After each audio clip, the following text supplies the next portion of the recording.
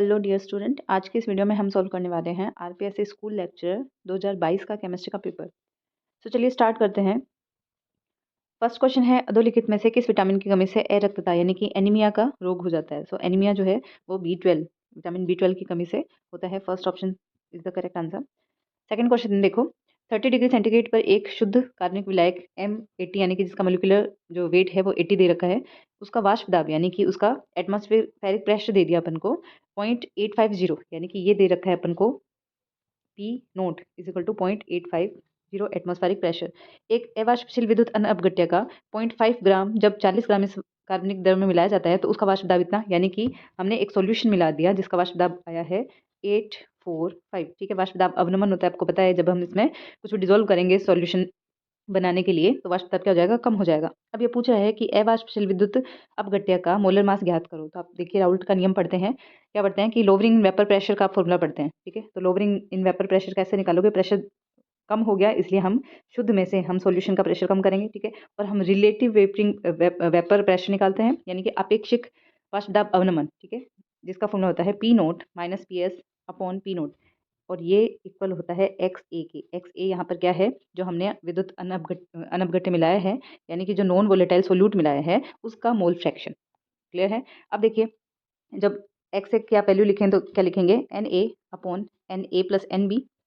ठीक है, और यहाँ पर Na को NB के सामने नेग्लिजिबल मान लिया जाता है, तो ओवरऑल हम इस फॉर्मूले को इक्वल कर देते हैं Na अपॉन NB के। क्लियर है। ठीक है, अब देखिए यहाँ से अपने Na और NB का फॉर्मूले में जो वैल्यू पुट करेंगे तो क्या जाएगा, WA अपॉन MA और WB, और उसके अपॉन में जब MB जाएगा तो ऊपर चला जाएगा, तो ओवर अपन के पास में ये फॉर्मूला आ गया। अब देखो कैलकुलेट क्या करना है अपन को, अवाष्पशील विद्युत अपघट्य का मोलर मास यानी कि MA को कैलकुलेट करना है। ठीक है, बाकी तीनों जो वैल्यू है ये वैल्यू अपन को दी गई है और यहाँ से ये तीनों वैल्यू भी अपने पास में है। तो जब हम फॉर्मूले में वैल्यू पुट करेंगे कुछ इस तरीके से आएगा, 0.5 ग्राम है और उसका मोलिकुलर वेट कितना हो जाएगा, एक्स अपन को निकालना है, और यहाँ से अपन को दे रखा है 40 ग्राम और उसका मोलिकुलर वेट कितना हो जाएगा 80। ठीक है, ये दे रखा है MA, यहाँ पे M दे रखा है, सो यहाँ पर 80 वैल्यू पुट कर दी। यहाँ से अपन को क्या आ जाएगा 0.850 माइनस 0.845 अपॉन 0.850। ठीक है, तरीके से इस फॉर्मूले में वैल्यू पुट करने के बाद में कुछ ये आएगा, और M2 यहाँ से जब आप कैलकुलेट करेंगे तो इसकी वैल्यू आ जाएगी 170, यानी कि third option is the correct answer. Next में पूछा है कि ये जो कार्बोनिल कंपाउंड दे रखे हैं इनमें से सबसे कम रिएक्टिविटी किसकी होती है। तो देखिए सबसे कम रिएक्टिव जो मॉलिक्यूल की अगर हम बात करें एल्डिहाइड और कीटोन में से, तो कीटोन की रिएक्टिविटी क्या होती है, एल्डिहाइड से कम होती है। अगर हम सबसे ज़्यादा रिएक्टिविटी की बात करें तो हमें पता है कि हम फॉर्मेल्डिहाइड को देखते हैं, इसकी रिएक्टिविटी सबसे ज़्यादा होती है। अब हम कम की बात करेंगे तो देखो दो क्या है, कीटोन के ऑप्शन है, तो उसमें से भी ब्यूटेनॉल हो जाएगा क्योंकि ब्यूटेनॉल में क्या होता है, R ग्रुप बड़ा लगा रहेगा इस तरीके से। ठीक है, तो दो कार्बन एक साथ इसको CO ग्रुप पे इस तरीके से लगे रहेंगे, तो ये इसकी रिएक्टिविटी को और कम कर देंगे। So first option is the correct answer. अगले क्वेश्चन में देखिए पूछा है, एक तृतीयक अल्कोहल प्राप्त करने के लिए टर्सरी अल्कोहल बनाना है RMgX से। तो RMgX से रिएक्शन कराने के लिए आपको इसकी रिएक्शन करवानी पड़ेगी कीटोन के साथ में। जब आप इसकी कीटोन के साथ में रिएक्शन करवाओगे तो ये बॉन्ड इधर R ग्रुप जाकर के इससे लग जाएगा और O के साथ में क्या जुड़ जाएगा, X। हाइड्रोलाइसिस के बाद में 3 डिग्री अल्कोहल का फॉर्मेशन होगा। So fourth number option is the correct answer. Next पूछा है, फिनोल एक अल्कोहल की अपेक्षा अधिक प्रबल अम्ल होता है। तो फिनोल की अगर हम बात करें तो फिनोल जो होगा ये अल्कोहल की तुलना में मोर एसिड है, तो एसिडिक नेचर कहाँ से जो करेगा, इस H की वजह से। तो जैसे ही यहाँ से हाइड्रोजन निकल जाएगा फिनोक्साइड आयन बनेगा जो कि रेजोनेंस की वजह से मोर स्टेबल हो जाएगा। So first number option is the correct. फिर पूछा फिनोल में, इसका कारण दिया है कि फिनोल में जिस कार्बन परमाणु से OH समूह जुड़ा रहता है वह sp3 है। तो भाई ये गलत है क्योंकि देखो इस कार्बन से OH जुड़ा हुआ है और ये भी क्या होता है, sp2 हाइब्रिडाइज्ड कार्बन है, इसलिए इसका फर्स्ट ऑप्शन तो सही है लेकिन सेकंड नहीं, इसलिए third number option is the correct answer. अगले क्वेश्चन में रिएक्शन पूछी है, C2H5Cl की A के साथ रिएक्शन से एथीन बन रहा है। तो देखिए यहाँ से Cl निकला है और यहाँ से H निकला है ना, HCl का विलोपन हुआ है, तो क्या यूज करेंगे, एल्कोहलिक KOH। पता है आप सभी को, अगर हम इसकी जगह एक्वस KOH यूज कर लेते हैं तो वो सब्स्टिट्यूशन रिएक्शन दे देता है, Cl की जगह OH आ जाएगा, इसलिए यहाँ पे क्या करेंगे, एल्कोहलिक KOH। तो देखो फर्स्ट एंड सेकंड ऑप्शन में एल्कोहलिक KOH ही है। अब इसके बाद में देखिए B के साथ में रिएक्शन करके दोनों जगह Br जुड़ा है, तो हम Br2 के साथ में रिएक्शन करवाएंगे। अब आगे देखिए यहाँ से HBr निकाल दिया है, HBr निकल करके ये वापस से क्या बन गया, विनाइल हैलाइड बन गया, और विनाइल हैलाइड की डी के साथ में रिएक्शन से एथाइन बना है। तो एथाइन में HBr यहाँ से, यानी कि इस मॉलिक्यूल से भी क्या निकला है, HBr निकला है। तो इसके लिए भी हमें एक स्ट्रॉन्ग बेस चाहिएगा। ठीक है, तो इसमें सेकंड नंबर जो ऑप्शन है ना वो करेक्ट आंसर हो जाएगा। फोर्थ नंबर जो स्टेप है उसमें NaNH2 हम लेते हैं और ये यहाँ से HBr का एलिमिनेशन कर देता है। नेक्स्ट क्वेश्चन में पूछा है, एक पेरिसाइक्लिक रिएक्शन के संदर्भ में कौन सा असत्य है, यानी कि इनकरेक्ट स्टेटमेंट आपको बताना है, अनट्रू स्टेटमेंट। देखो, the electron are recognised in a cyclic manner. तो हाँ, एक साइक्लिक तरीके से व्यवस्थित रहते हैं। अभिक्रिया क्या होती है, कंसर्टेड होती है। सही है, कंसर्टेड रिएक्शंस होती है इसमें। अभिक्रिया अत्यधिक स्टीरियो सिलेक्टिव होती है। इसमें स्पेसिफिक प्रोडक्ट ही बनता है, मतलब कि सेलेक्टिव प्रोडक्ट बनता है, तो ये ऑप्शन भी करेक्ट है। उत्प्रेरक तथा विलायक परिवर्तन से अभिक्रिया प्राय प्रभावित होती है, तो ये इनकरेक्ट स्टेटमेंट हो जाएगा। पेरिसाइक्लिक रिएक्शन में कैटलिस्ट का और सॉल्वेंट का कोई इफेक्ट नहीं होता है, इसलिए ये इसका इनकरेक्ट स्टेटमेंट है। नेक्स्ट क्वेश्चन पूछा है, कार्बोनिल समूह के संदर्भ में सत्य कथन, करेक्ट स्टेटमेंट बताना है इसमें भी। ये क्वेश्चन डिलीट हुआ था क्योंकि इसमें देखो यहाँ पे इंग्लिश में इनकरेक्ट दिया गया है, जबकि यहाँ पर सत्य कथन पूछा है, इस वजह से ये क्वेश्चन डिलीट कर दिया गया था। और अगर हम ये इंग्लिश वाला सही मानते हैं, उसके हिसाब से इसका आंसर क्या हो जाएगा, इनकरेक्ट स्टेटमेंट पूछे तो कार्बोनाइल कार्बन इज इलेक्ट्रोफिलिक। तो हाँ भाई, कार्बोनाइल कार्बन क्या होता है, इलेक्ट्रोफिलिक होता है, न्यूक्लियोफिलिक एडिशन रिएक्शन देता है, ऑक्सीजन इधर जाएगा, नेगेटिव चार्ज और कार्बन पर पॉजिटिव, और ये इलेक्ट्रोफिलिक नेचर का होता है। कार्बोनाइल ऑक्सीजन इलेक्ट्रोफिलिक, तो ये इसका इनकरेक्ट स्टेटमेंट हो जाएगा, क्योंकि ऑक्सीजन पर नेगेटिव चार्ज होता है, वो एज ए न्यूक्लियोफाइल नेचर रखता है। ठीक है, और high polarity of carbonyl is due to resonance अनुनाद की वजह से इसमें पोलरिटी क्रिएट होती है। और carbonyl carbon and 3 atoms attach to it are in the same plane, तो सेम प्लेन में होते हैं, क्योंकि इस कार्बन का हाइब्रिडाइजेशन sp2 है। sp2 की ट्रायगोनल प्लेनर शेप होती है, सो सभी एक ही प्लेन में प्रेजेंट रहते हैं, लेकिन आरपीएससी ने इसको गलत मान लिया था। 9th नंबर क्वेश्चन देखिए, अपन को 4 वेरिएबल्स दिए गए हैं और पूछा है कि इनमें से स्टेट फंक्शंस कौन से होते हैं। तो देखो, आपको जो पाथ फंक्शन होते हैं उसमें आपको सिर्फ 2-3 चीज़ें याद रखनी होती है। एक तो हीट, यानी कि हीट एंड वर्क, यानी हीट को H या Q से आप याद कर सकते हैं और वर्क W से आप याद रखते हैं। तो ये 2 चीज़ें आपको पाथ फंक्शन में याद रखनी है, बाकी सभी क्या होते हैं, स्टेट फंक्शन। तो इसमें सारे के सारे ऑप्शन ही स्टेट फंक्शन वाले हो जाएंगे। So D is the correct answer. Next question में पूछा है, इफ e की power 2x is an eigenfunction of the operator d upon D X, what is the eigenvalue. Eigenvalue क्या होगी कि d अपॉन डी एक्स, हम इसका differentiation कर रहे हैं e की पावर 2x, तो आइगन वैल्यू क्या होती है, जिसका हम डिफरेंशिएशन कर रहे हैं वो वैल्यू सेम आ जाए और उसके आगे वाली वैल्यू क्या कहलाएगी आइगन वैल्यू कहलाएगी। सो इसका डिफरेंशिएशन करने से आ गया आएगा 2। So second option is the correct answer. Next में पूछा है कि जब एथेन, एथिलीन और एसिटिलीन में कार्बन परमाणुओं के अबंध कोटि में वृद्धि होती है तो इसमें करेक्ट स्टेटमेंट बताना है। तो देखो, आपको मैं पहले बता दूं कि जब बॉन्ड ऑर्डर बढ़ता है तो उसकी बॉन्ड लेंथ में क्या आ जाती है, कमी आ जाती है। ठीक है, और बॉन्ड ऑर्डर बढ़ता है तो उसकी बॉन्ड एनर्जी भी क्या होती है, बढ़ती है। बॉन्ड एनर्जी भी क्या होगी, बढ़ेगी, और स्टेबिलिटी भी क्या हो जाएगी, बढ़ेगी। ठीक है, इसके अकॉर्डिंग अपन को करेक्ट स्टेटमेंट देना है। तो देखो, फर्स्ट पूछा है bond length and bond energy both increases, तो bond length and bond energy एक दूसरे के इन्वर्सली प्रोपोर्शनल है, दोनों एक साथ नहीं बढ़ सकती। सेकंड है bond length and bond energy both decreases, तो सेम ये भी इनकरेक्ट हो जाएगा। Bond length decreases and bond energy increases, तो बॉन्ड लेंथ और बॉन्ड एनर्जी एक दूसरे के इन्वर्सली प्रोपोर्शनल है, तो third option is the correct answer. और इसमें पूछा है कि bond length increases and bond energy decreases, तो यहाँ पर देखिए आपको दे रखा है कि इनके बीच में क्वेश्चन में देखो, एथेन, एथिलीन और एसिटिलीन, तो इनमें क्या होती है, बॉन्ड ऑर्डर बढ़ रहा है तो स्ट्रेंथ बढ़ेगी, लेंथ कम हो जाएगी। सो थर्ड ऑप्शन इसका करेक्ट आंसर रहेगा। नेक्स्ट में जेड कॉन्फ़िगरेशन पूछा है, तो जेड का मतलब क्या होता है, सेम प्लेन, सेम। ठीक है, एक कार्बन पर जुड़े हुए दोनों में हम प्रायोरिटी ऑर्डर डिसाइड करेंगे। तो देखो, फर्स्ट में प्रायोरिटी ऑर्डर क्या हो जाएगा, H और CH3 में से हम CH3 को प्रायोरिटी देंगे, और इधर FCl BRI, तो BR का एटॉमिक नंबर ज़्यादा तो BR को प्रायोरिटी। ठीक है, तो ये अपोजिट है, E कॉन्फ़िगरेशन है, इसमें से BR को प्रायोरिटी, यहाँ Cl को प्रायोरिटी, E कॉन्फ़िगरेशन, यहाँ H और Cl में से Cl को प्रायोरिटी और Cl और BR में से BR को प्रायोरिटी। तो ये भी अपोजिट हो गए, लेकिन यहाँ पे H और Cl में से CH3 को और Br और Cl में से हम देंगे Br को प्रायोरिटी, तो ये हो जाएंगे सेम प्लेन में। So fourth number option is the correct answer. Next question में पूछा है, for the calculation of standard molar enthalpy of formation of H2 the reference standard state is not. ठीक है, इनकरेक्ट, वही इनकरेक्ट वाला पूछा है। देखो, जब हम स्टैंडर्ड मोलर एंथैल्पी को कैलकुलेट करते हैं तो 25 डिग्री सेंटीग्रेड टेम्परेचर रखते हैं, 1 एटमॉस्फेरिक प्रेशर रखते हैं, और H2O2 को दोनों गैसियस स्टेट में लेते हैं। लेकिन ये फोर्थ नंबर जो ऑप्शन है ना, STP, standard temperature and pressure की कंडीशन में यहाँ पर ये ऑप्शन गलत हो जाएगा, क्योंकि स्टैंडर्ड टेम्परेचर प्रेशर में हम टेम्परेचर को 0 डिग्री मानते हैं। ठीक है, 0 डिग्री मानते हैं, जबकि टेम्परेचर हम यहाँ पे जो स्टैंडर्ड मोलर एंथैल्पी को कैलकुलेट करने में 25 डिग्री सेंटीग्रेड को यूज़ करते हैं, इसलिए इसका करेक्ट आंसर फोर्थ नंबर हो जाएगा। फिर नेक्स्ट क्वेश्चन में है, in Nessler reagent the active ion is, तो एक्टिव आयन क्या होता है यहाँ पर, Hg I4 का होल -2 आएगा। ये नेस्लर रिएजेंट आपने प्रैक्टिकल में काम में लिया होगा। हम अमोनिया की प्रेजेंस को डिटरमाइन करने के लिए इसको काम में लेते हैं, नेस्लर रिएजेंट को NH3 प्रेजेंस को डिटरमाइन करने के लिए। नेक्स्ट क्वेश्चन में पूछा है the nitration of toluene produce larger percentage of para substituted product than the ortho product. देखिए भी नाइट्रेशन जब करते हैं ना, टोलुइन का जब नाइट्रेशन किया जाता है, नाइट्रेशन करेंगे मतलब NO2 का जोड़ना होता है, इस तरीके से नाइट्रेशन नाइट्रिक कारक एजेंट की प्रेजेंस में होता है। तो इसमें पैरा प्रोडक्ट अधिक मात्रा में तो बनता है, लेकिन इसमें लार्जर डिफरेंस नहीं रहता है। ठीक है, the para position show no steric hindrance. हाँ, तो पैरा पोजिशन पर कोई स्टेरिक हिंड्रेंस नहीं रहता है, ये बात तो सही है, आज द करेक्ट आंसर। लेकिन इसमें इतना ज़्यादा लार्ज डिफरेंस नहीं रहता है, इसलिए इसका option number 4th number correct हो जाएगा। A is false and R is true. So 4th number option is the correct answer. Next question में पूछा है, फर्स्ट ऑप्शन दिया है कि the paramagnetic moment of lanthanum +3 and lutetium +3 is 0। तो इनका जो अनुचुंबकीय आघूर्ण होता है वो 0 होता है, और इसका कारण दे रखा है, रीजन दे रखा है कि इन दोनों में ही अनपेयर्ड इलेक्ट्रॉन जो है वो 0 होते हैं। तो ये बिल्कुल करेक्ट हो जाएगा, ए और बी दोनों करेक्ट है, और R जो है वो इसका करेक्ट एक्सप्लेनेशन है।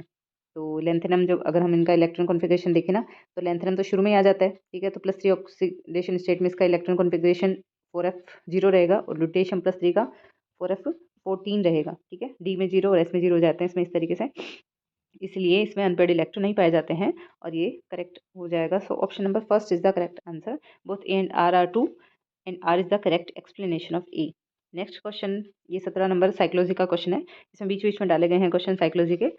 नेक्स्ट क्वेश्चन में देखिए रिएक्शन दे रखी है, हालांकि ये क्वेश्चन भी आरपीएससी ने डिलीट कर दिया, बट हम अगर इसका आंसर देखते हैं तो देखिए हमें इस रिएक्शन के लिए हमें डेल्टा H को कैलकुलेट करना है, और 2 रिएक्शन अपन को दी गई है। तो देखिए इन दोनों रिएक्शन को अगर हम जोड़ दें तो यहाँ पर Hg और Hg जुड़ करके 2Hg आएगा, ठीक है। HgCl2 से HgCl2 कट हो गया, Cl2 आएगा, और HgCl2 यहाँ पर बचा Hg2Cl2, ठीक है। तो यहाँ पर Cl2 इधर आ जाएगा प्रोडक्ट की तरफ, और Hg, यानी कि हम अगर जोड़ते हैं तो HgCl2 इधर आना चाहिए था, लेकिन हमने क्या कर दिया, जस्ट रिवर्स। तो हमने इन दोनों रिएक्शन को जोड़ा है, तो अब जब आप इन दोनों को जोड़ोगे तो आपका आंसर आएगा -183, और जब आप इसको रिवर्स करोगे तो ये प्लस में हो जाएगा, क्योंकि हमें जो हमारा प्रोडक्ट बन रहा है वो इस तरफ रिएक्टेंट की तरफ लिखा हुआ है, तो ये प्लस हो जाना चाहिए, बट आरपीएससी ने इस क्वेश्चन को डिलीट माना था। तो हम नेक्स्ट क्वेश्चन की तरफ मूव करते हैं। नेक्स्ट है, अधोलिखित H2 तो और Br2 के प्रकाश रासायनिक अभिक्रिया के पदों में कौन सा निरोधक पद है। हमें पूछा है इनहिबिशन स्टेप पूछा है, तो इस रिएक्शन में इनहिबिशन स्टेप कौन सा होगा। देखिए 3rd नंबर जो रिएक्शन दे रखे हैं ना, HBr + H, तो यहाँ HBr वापस से H से रिएक्शन करके वो वापस से डिकम्पोज हो रहा है H2 + Br, तो ये क्या हो जाएगा, इनहिबिशन स्टेप हो जाएगा। और आपको पता होगी क्वांटम यील्ड भी पूछ ली जाती है इस रिएक्शन की कई बार, 10⁻⁻2 में इसकी क्वांटम यील्ड प्राप्त होती है। नेक्स्ट रिएक्शन है, अधोलिखित समआयनिक आयनों में न्यूनतम त्रिज्या वाले, यानी कि पूछा है कि इनमें से लिस्ट रेडियस किसकी होगी। तो आपको पता है कि चार्ज जितना ज़्यादा होता है पॉजिटिव वाला, उसकी रेडियस उतनी कम होती चली जाती है। तो मैग्नीशियम यहाँ पर करेक्ट आंसर हो जाएगा Mg+2। नेक्स्ट क्वेश्चन में साइकोलॉजी का दे रखा है। अगला क्वेश्चन, एक अणु के पास 15 मोलिकुलर ऑर्बिटल भरने लायक पर्याप्त इलेक्ट्रॉन है, अधोलिखित में से कौन सा सत्य नहीं है। इनकरेक्ट स्टेटमेंट पूछा है। फर्स्ट देखिए, न्यूनतम ऊर्जा वाले 15 MO सर्वप्रथम भरे जाएंगे, तो ऑब्वियस सी बात है कि सबसे पहले लोवेस्ट एनर्जी के मोलिकुलर ऑर्बिटल भरे जाएंगे। सेकंड पूछा है, सूची में 15वें मोलिकुलर ऑर्बिटल को होमो कहेंगे, तो होमो क्या होता है भाई, हाईएस्ट ऑक्यूपाइड मोलिकुलर ऑर्बिटल। तो जो लास्ट वाला भरा जाएगा उसे हम होमो कहेंगे, और जस्ट उससे आगे वाला हाईएस्ट ऊर्जा वाला, इससे हाई ऊर्जा वाला क्या कहलाएगा, ल्यूमो। तो सूची में जो 16वां है वो ल्यूमो कहलाएगा, ये भी करेक्ट स्टेटमेंट है। लेकिन 4th नंबर देखिए, होमो और ल्यूमो के बीच में जितना एनर्जी डिफरेंस अधिक होगा उतना आसानी से इलेक्ट्रॉन का उत्तेजन होगा, तो ये इनकरेक्ट स्टेटमेंट हो जाएगा। क्योंकि होमो, मान लो ये भरा हुआ ऑर्बिटल है और ये वैकेंट ऑर्बिटल है, तो ये क्या कहलाएगा, होमो कहलाएगा, और जबकि ये क्या कहलाएगा, ल्यूमो कहलाएगा। तो होमो और ल्यूमो के बीच में जितना एनर्जी डिफरेंस कम होगा, इलेक्ट्रॉन का एक्साइटमेंट उतना ही ईजी हो पाएगा। सो 4th number is the incorrect statement. Next question में पूछा है, लेंथेनाइट जल में एमीन संकुल नहीं बनाते हैं। देखिए भाई, ये वाला क्वेश्चन जो है वो आपको सोल्व करना है हार्ड सॉफ्ट एसिड बेस के कॉन्सेप्ट पे। आपको पता है हार्ड के साथ में और सॉफ्ट के साथ में बॉन्ड स्ट्रॉन्ग बनाते हैं, ठीक है। तो देखिए लेंथेनाइट जो है उसके ऊपर +3 ऑक्सीडेशन स्टेट होते हैं, और लेफ्ट टू राइट इसमें साइड डिक्रीज होता है। सो इनका साइज़ छोटा, चार्ज ज़्यादा है, यानी कि ये हार्ड करैक्टर रखते हैं, ठीक है, हार्ड नेचर वाले होते हैं।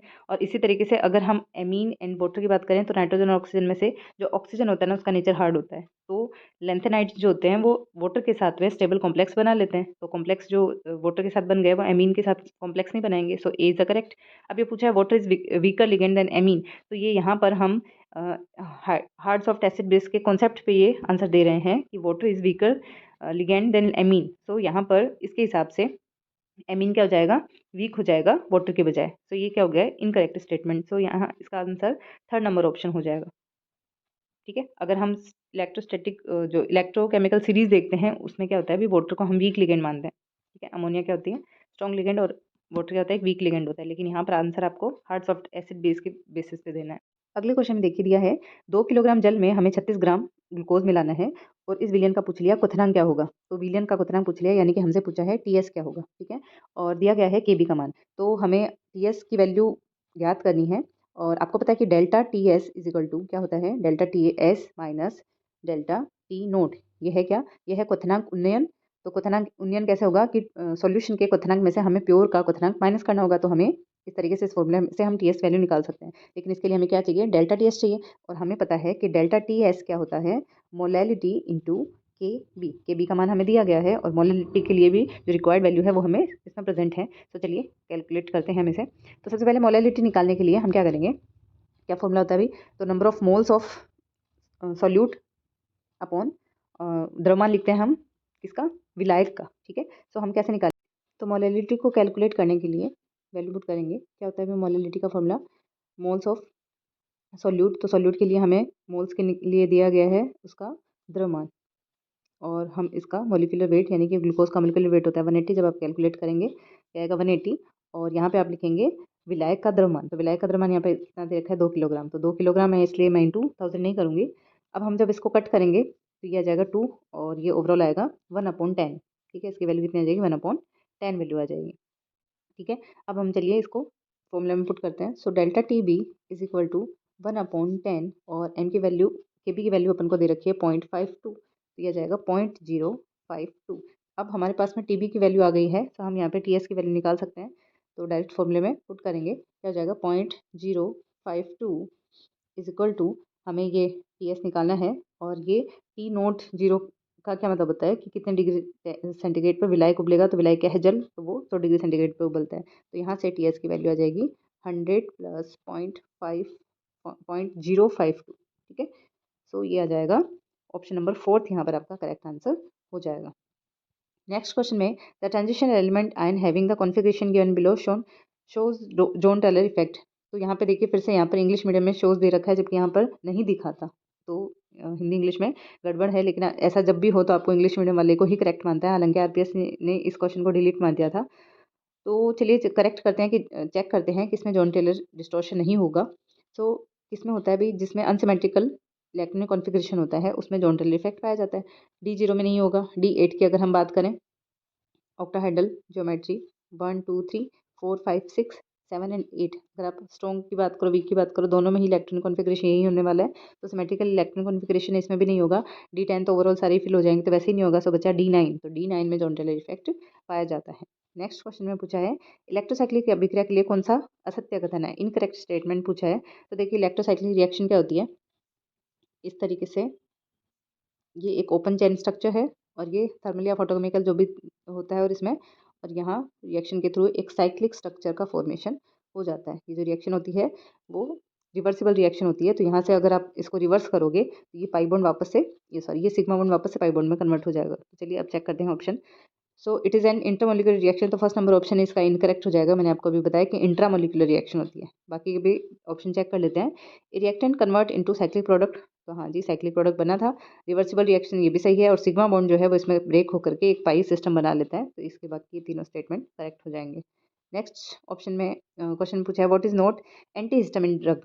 तो जो आइप्रोनियाजिड होता है वो एंटी हिस्टामिन ड्रग नहीं होता है। बाकी रेनिटिडिन, सिमेटिडिन एंड ब्रोम्फेनिरामाइन, ये तीनों ही क्या है, एंटी हिस्टामिन ड्रग होते हैं। नेक्स्ट में पूछा है एनएमआर स्पेक्ट्रम किस विकिरण के अवशोषण उत्पन्न करता है। तो एनएमआर स्पेक्ट्रम रेडियो वेव्स के अवशोषण से प्राप्त होता है, रेडियो तरंगे। नेक्स्ट में पूछा है लेंथेनाइड को ड्रग के बायोलॉजिकल ट्रेसर के रूप में उपयोग में लेते हैं, बिल्कुल करेक्ट है। और इसके लिए इसकी जो अवशोषण पीक होती है वो नैरो और क्या होती है, वेरी करेक्टराइज्ड होती है। तो ये लैंथेनाइड की जो अब्जॉर्प्शन पीक्स आती है वो बिल्कुल करेक्ट और नैरो टाइप से होती है, इसीलिए हम इसको इसमें यूज़ कर सकते हैं। तो ये दोनों ही करेक्ट आंसर है एंड इसका जो आर है रीज़न है वो करेक्ट एक्सप्लेनेशन है। So first option is the correct answer. Next में देखिए दे रखा है, कथन दे रखा है, एल्यूमिनियम हाइड्रोक्साइड को अन्य धातु ऑक्साइड व हाइड्रोक्साइड की अपेक्षा प्रति अम्ल के रूप में अधिक पसंद करते हैं, यानी कि एंटासिड के रूप में यूज़ किया जाता है। और एल्यूमिनियम हाइड्रोक्साइड क्या होता है, इनसॉल्युबल होता है और इसकी जो पीएच है वो 7 से ज़्यादा इंक्रीज नहीं होती है, मतलब ये 7 पीएच को बना के रखता है। तो ये बिल्कुल दोनों ही करेक्ट स्टेटमेंट हो जाएंगे।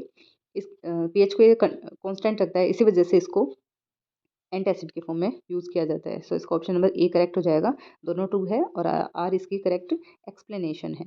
नेक्स्ट क्वेश्चन में देखिए कि इस अभिक्रिया में डायोजोनियम सोल्ट जो ग्रुप है Br समूह से प्रतिस्थापित करने के लिए कॉपर पाउडर को उत्प्रेरक के रूप में यूज नहीं लिया जाता है। फिर से देखिए बहुत ज़्यादा गड़बड़ है इस पेपर में। यहाँ पे लिखा है is used as a catalyst और यहाँ पे लिखा है प्रयोग में नहीं लिया जाता है। ठीक है, सो यहाँ पे फिर से गड़बड़ है, इसलिए आरपीएससी ने इस क्वेश्चन को भी डिलीट कर दिया था। वैसे इसका करेक्ट आंसर क्या होता है, गाटरमान। गाटरमान जो रिएक्शन होती है उसमें कॉपर पाउडर के रूप में यूज में लिया जाता है, जबकि सेंडमेयर में क्या करते हैं CO2 Cl2 के रूप में कॉम्प्लेक्स के रूप में इसको यूज करते हैं। नेक्स्ट में हाई स्पिन पूछा है, D for electron configuration for octahedral और वैल्यू पूछी है। तो चलिए कैलकुलेट कर लेते हैं इस वैल्यू को अपन। ऑक्टाहाइड्रल इस तरीके से और हाई स्पिन है सो 1 2 3 एंड 4। तो यहाँ इसकी वैल्यू होती है 0.4 और इसकी वैल्यू होती है 0.6। तो चलिए कैलकुलेट कर लेते हैं इसको। हम करेंगे 3 से मल्टीप्लाई तो ये आ जाएगा 1.2, माइनस में आएगा और ये आएगा प्लस में 0.6, तो माइनस करेंगे तो ये आ जाएगा 0.6, यानी कि first option is the correct answer. Next में पूछा है साइकोलॉजी का क्वेश्चन है ये नेक्स्ट वाला। चलिए आगे चलते हैं। आर इलेक्ट्रॉनिक कॉन्फ़िगरेशन पूछा है भाई। तो आर का मतलब होता है क्लॉकवाइज रोटेशन। चलिए चेक करते हैं।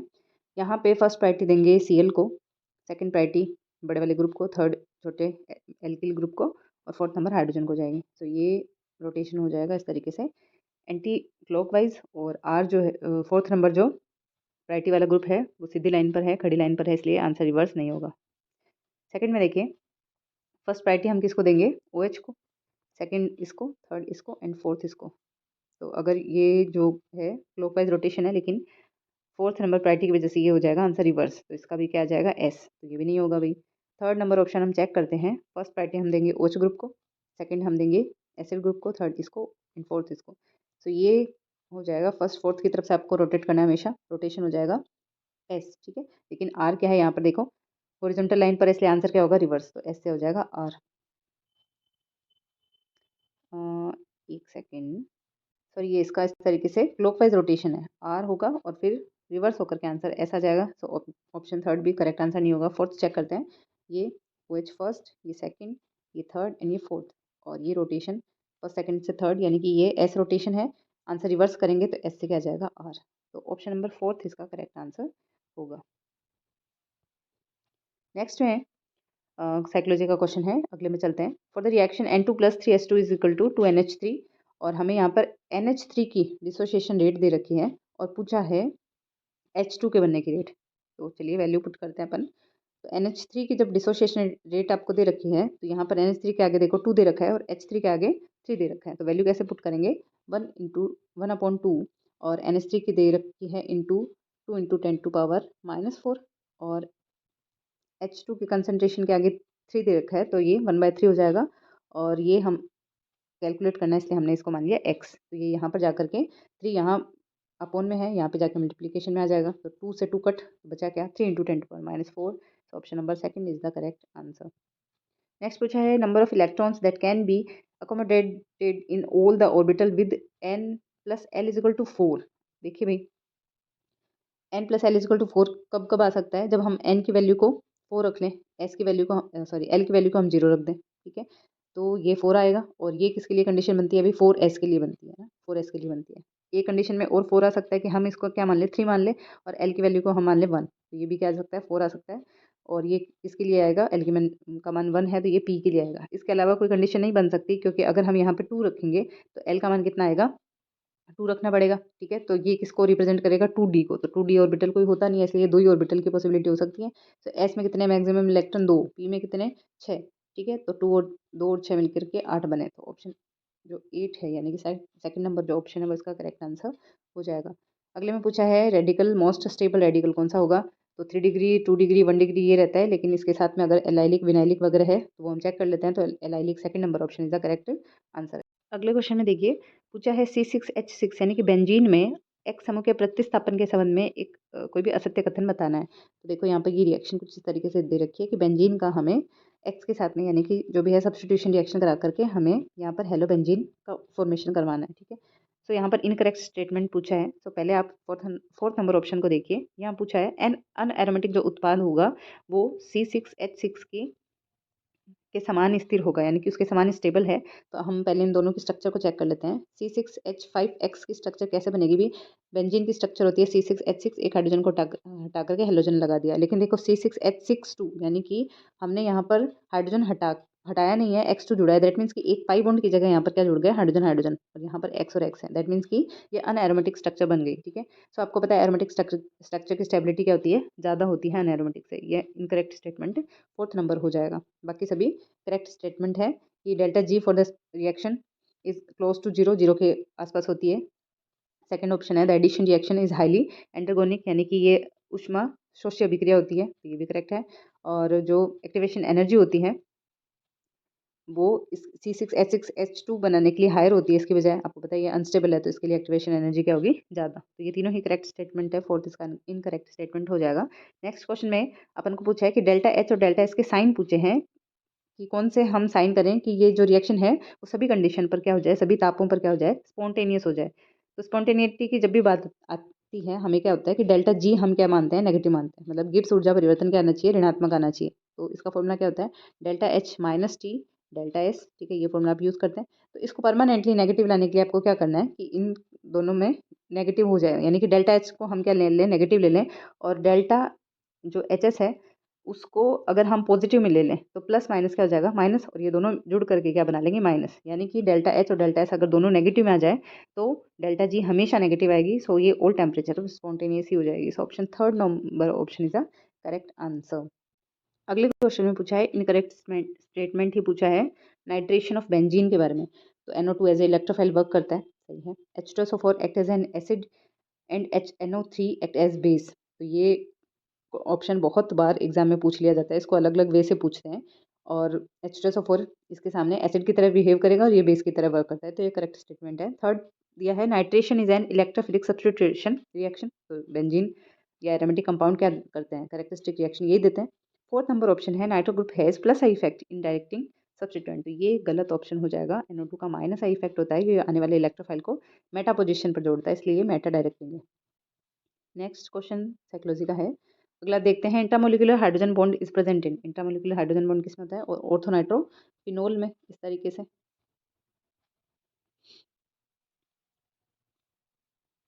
और ये इसमें यहाँ पे हाइड्रोजन बॉन्डिंग पाई जाती है। नेक्स्ट क्वेश्चन में पूछा है लाइन वीवर वर्क प्लॉट करना है, और ये पूछा है कि ये हम नॉर्मली किसके बीच में वर्क हम प्लॉट करते हैं। तो देखिए इसके लिए आपने माइकल मेंटन जो इक्वेशन आप पढ़ते हो एंजाइम वाला, उसमें आप रेट निकालते हो। तो रेट की वैल्यू क्या होती है? इसमें रेट इज इक्वल टू आप निकालते हो K2E0 की कंसंट्रेशन, यानी एंजाइम की कंसंट्रेशन, और साथ में इसमें सबस्टेंट की कंसंट्रेशन, साथ में आप निकालते हो यहाँ पर सबस्ट्रेट की कंसंट्रेशन, और अपॉन में हो जाता है सबस्ट्रेट की कंसंट्रेशन प्लस Km। और Km यहाँ पर क्या होता है? माइकल मेंटन कांस्टेंट होता है। ठीक है, अब यहाँ से आप K2E0 यानी इसको आप लिख सकते हो Vmax। Vmax आप इसको इस दोनों की जगह Vmax लिख देते हो। तो कुल मिलाकर के ये रिएक्शन कुछ इस तरीके से आती है कि ये जो रेट होती है, जो रेट या जिसको आप वेलोसिटी भी कह सकते हो, तो ये जो वेलोसिटी होगी वो क्या आ जाएगी? Vmax, और फिर ये एस सबस्ट्रेट की कंसंट्रेशन अपॉन सबस्ट्रेट की कंसंट्रेशन प्लस Km आ जाता है। जब आप इसको अलग अलग करके लिखोगे ना रिएक्शन को, अलग अलग करके और इसका रेसिप्रोकल कर दोगे, तो रेसिप्रोकल करने पर ये क्या जाएगा? 1/r। वेलोसिटी को यहाँ से r से रिप्रेजेंट कर रहे हैं, सो मैं यहाँ पर ये r ही लिख रही हूँ। ठीक है, 1/r is equal to 1/Vmax plus Km upon Vmax then S की कंसंट्रेशन। ठीक है, ये इस तरीके से आप प्लॉट करते हैं। अब आपको ग्राफ किस किस के बीच में प्लॉट करना है? 1/r एंड 1/Vmax एस की कंसंट्रेशन के बीच में। तो आपका जो ग्राफ है वो किसको शो करेगा, Km अपॉन वी मैक्स को, और जो इंटरसेप्ट है वो 1 अपॉन वी मैक्स के इक्वल आएगा। ठीक है, लेकिन अपन यहाँ पे बहुत ही ईजी क्वेश्चन ही पूछा है कि ग्राफ किसके बीच में प्लॉट होता है, तो ये हो जाएगा third number option, 1 upon R and 1 upon S की कंसंट्रेशन के बीच में। अगर आगे ये पूछा जाए कि भाई स्लोप किसको रिप्रेजेंट करता है, तो Km अपॉन वी मैक्स को रिप्रेजेंट करता है। अगला वाला साइकोलॉजी का क्वेश्चन है, 46 भी साइकोलॉजी है। 47 नंबर क्वेश्चन देखिए। नेक्स्ट क्वेश्चन में पूछा है the incorrect statement about complex formed by lanthanides. Lanthanides के बारे में तो एक बात तो मैं आपको ये बता दूं कि लैंथेनाइड के कॉम्प्लेक्स बनाने की जो टेंडेंसी होती है वो एक्टिनाइड से कम होती है। ठीक है, एक्टिनाइड वाले पूरी सीरीज से। अब देखो पूछा है, ऑप्शन में दिया है hard donor ligands are preferred. तो हार्ड डोनर लिगेंड मैंने आपको पहले बताया था कि लैंथेनाइड का आकार छोटा होता है, चार्ज इस पे +3 है, सो इसका नेचर क्या होता है, हार्ड। सो ये हार्ड के साथ ही कॉम्प्लेक्स बनाएगा। सो ऑप्शन फर्स्ट क्या है, करेक्ट है। सेकंड में दिया है high coordination number are often favoured. तो हाई कोऑर्डिनेशन नंबर वाले कॉम्प्लेक्स के साथ ही बनाता है। थर्ड दे रखा है 4f orbital do not play a significant part in metal ligand bonding. ये फेवर नहीं रखता है, क्यों, क्योंकि ये क्या होता है भाई, ये शील्ड रहता है, शील्डेड रहता है किससे, 6s और 4d मतलब 5d से, है ना, इनसे शील्डेड रहता है। सो ये वाले बाहर वाले जो ऑर्बिटल्स होते हैं ये ही पार्टिसिपेट करते हैं कोऑर्डिनेशन कॉम्प्लेक्स बनाने में, इसलिए ये भी करेक्ट स्टेटमेंट है। लेकिन फोर्थ नंबर देखिए, aqua ions are typical and 6 coordinate, यानी कि ये 6 कोऑर्डिनेट बनाता है, तो ये इसका इनकरेक्ट स्टेटमेंट हो जाता है। Fourth number option is the incorrect statement for lanthanoid complexes. Next में यह है अनट्रू स्टेटमेंट पूछा है माइकल मेंटेंस, अभी जिसके अपन ने बात की थी, Km जिसे हम रिप्रेजेंट करते हैं Km से। तो Km की जो वैल्यू होती है ना वो होती है K-1 plus K2 upon K1। ठीक है, K इनवर्स क्या है कि जब भी आप कोई रिएक्शन प्रोसीड करवाते हैं, तो A प्लस बी से जैसे जो भी C बना है, तो ये जो रिवर्सिबल रिएक्शन होती है इसे हम K इनवर्स से लिखते हैं। सो Km की value first number option correct दे रखा है। और Km होता क्या है, तो उस सबस्ट्रेट सांद्रता के बराबर है जिस पर उत्पाद बनने का वेग उच्चतम वेग की आधी है जब सांद्रता उच्च हो। यानी कि हम जब आर मैक्स निकालते हैं तो वी मैक्स, वहाँ पर आप जब अभी अपन ने जो पढ़ा था, ग्राफ पढ़ा था, उसमें से स्लोप बट्टा इंटरसेप्ट जब आप करते हैं ना, स्लोप बट्टा इंटरसेप्ट करेंगे तो वो आप लिखते हैं Km upon V max and into करेंगे वी मैक्स, तो ये इसका इससे कट हो जाता है, तो Km आता है। मतलब जो सेकंड नंबर ऑप्शन है वो भी इसका करेक्ट स्टेटमेंट होगा। थर्ड है Km is an equilibrium constant. तो Km इक्विलिब्रियम कांस्टेंट नहीं है, ये माइकल मेंटेन कांस्टेंट कहलाता है। और Km is a steady state constant है, तो ये भी इसका करेक्ट आंसर हो जाएगा। तो थर्ड जो है वो इनकरेक्ट स्टेटमेंट हो जाएगा।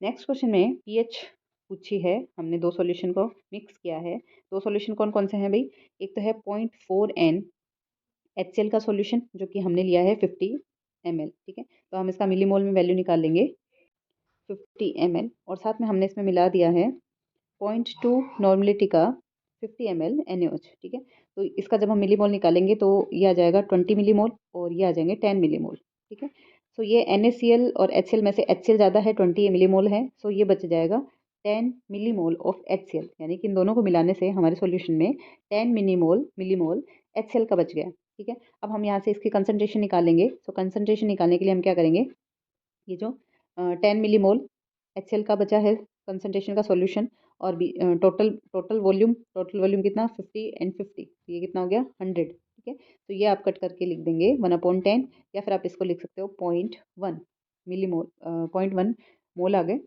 अब देखिए ये जो 0.1 मोल है ये आ गई आपके पास में H प्लस की कंसनट्रेशन, और आपको पीएच निकालना है सॉल्यूशन का। तो पीएच का फॉर्मूला क्या होता है, माइनस लॉग H प्लस की कंसनट्रेशन, और ये आता है 0.1।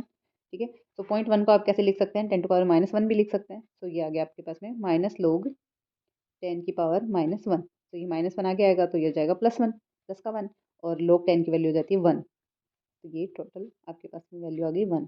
सो इसका third number option is the correct answer हो जाएगा। नेक्स्ट साइकोलॉजी का क्वेश्चन है। अगले क्वेश्चन में देखिए, क्या है highest oxidation number of oxygen is. अब देखो ऑक्सीडेशन स्टेट निकालने के लिए हम क्या करेंगे, अगर आप फॉर्मूले के हिसाब से निकालनी है तो आप इस तरीके से भी निकाल सकते हो कि फर्स्ट वाले में नाइट्रोजन की माना x, हाइड्रोजन की +1 होती है, तो 3 हाइड्रोजन की 3 और 0, so x is equal to यहाँ पर कितना आ जाएगी -3। सेकंड की अगर बात करें तो जो हाइड्रोजन है उसका हम क्या मानेंगे 1, और नाइट्रोजन की हम क्या मानेंगे 3x। ठीक है, तो ये 0, so x is equal to यहाँ पर आप जब इसको सॉल्व करोगे तो माइनस का 1/3 आ जाएगा। थर्ड वाले में अगर हम देखें तो नाइट्रोजन देखो 2 है, तो अगर हम माने इसको 2x, और हाइड्रोजन 4 है तो हम इसको मान लें 4 इजिकल टू 0, तो यहाँ से x इजिकल टू आ जाएगा -2, ठीक है।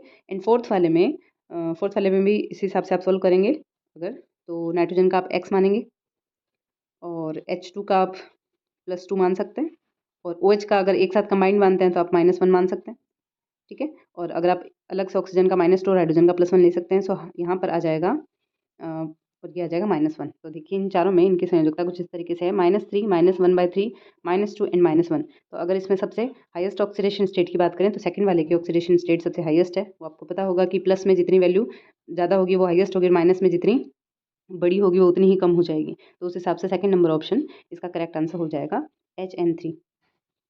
नेक्स्ट क्वेश्चन में, the tendency of BF3 BCl3 and BBr3 to behave as Lewis acid. तो लुईस एसिड का सीक्वेंस इसमें पूछा है। तो आपको पता है, देखो अगर हम जनरली बात करते हैं तो एसिड क्या होते हैं, भी लुईस एसिड क्या होते हैं, जो इलेक्ट्रॉन को एक्सेप्ट करते हैं ना, ग्रहण करते हैं, वो लुईस एसिड कहलाते हैं। तो इस हिसाब से तो BF3 की एसिडिटी सबसे ज़्यादा होनी चाहिए थी, लेकिन यहाँ पर क्या होता है, जस्ट अपोजिट हो जाता है। यहाँ पर आंसर हो जाएगा BCl3, फिर option number third, sorry BBr3, BCl3 और BF3, third number option correct हो जाएगा। रीज़न क्या है इसका, कि बोरोन के जो वैकेंट p ऑर्बिटल होते हैं, एक्चुअली बैक बॉन्डिंग हो जाती है।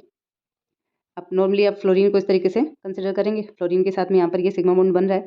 अब क्या होगा कि फ्लोरीन के जो भरे हुए p ऑर्बिटल्स हैं वो बोरोन के वैकेंट p ऑर्बिटल्स में और वापस इलेक्ट्रॉन को डोनेट कर देते हैं। तो इस तरीके से इसमें बैक बॉन्डिंग हो जाती है, जिसे हम p-pi बॉन्डिंग कह सकते हैं। तो इस तरीके से यहाँ पर बैक बॉन्डिंग की वजह से इंगेज हो जाता है ये, इसलिए ये इलेक्ट्रॉन को एक्सेप्ट नहीं करेगा। मतलब इसके जो वैकेंट ऑर्बिटल है वो इंगेज हो गए, भर गए, इस वजह से ये इलेक्ट्रॉन को एक्सेप्ट नहीं करेगा। सो यहाँ पर जो p बॉन्डिंग, अगर हम पाई बॉन्डिंग बैक बॉन्डिंग की बात करते हैं तो वो Br की सबसे कम हो जाएगी। रीज़न क्या है, क्योंकि Br में ऑर्बिटल का साइज़ क्या हो जाता है, बड़ा हो जाता है, इसलिए यहाँ पर बैक बॉन्डिंग का जो कंटेंट होगा वो कम हो जाएगा। इस वजह से ऑप्शन करेक्ट थर्ड नंबर हो जाएगा। नेक्स्ट क्वेश्चन में पूछा है, ozonolysis of N alkene followed by reaction with ZnH2 acetone and formaldehyde. तो भाई ओजोनोलाइसिस के भी क्वेश्चन बहुत बार पूछ लिए जाते हैं। अपन को दे रहा है कि एक तो बन रहा है एसीटोन और एक बन रहा है फॉर्मेल्डिहाइड। तो जब देखो, जब भी आपको फॉर्मेल्डिहाइड दिया जाए तो आप देख लो कि जो एल्कीन है वो टर्मिनल है, तो टर्मिनल एल्कीन होनी है।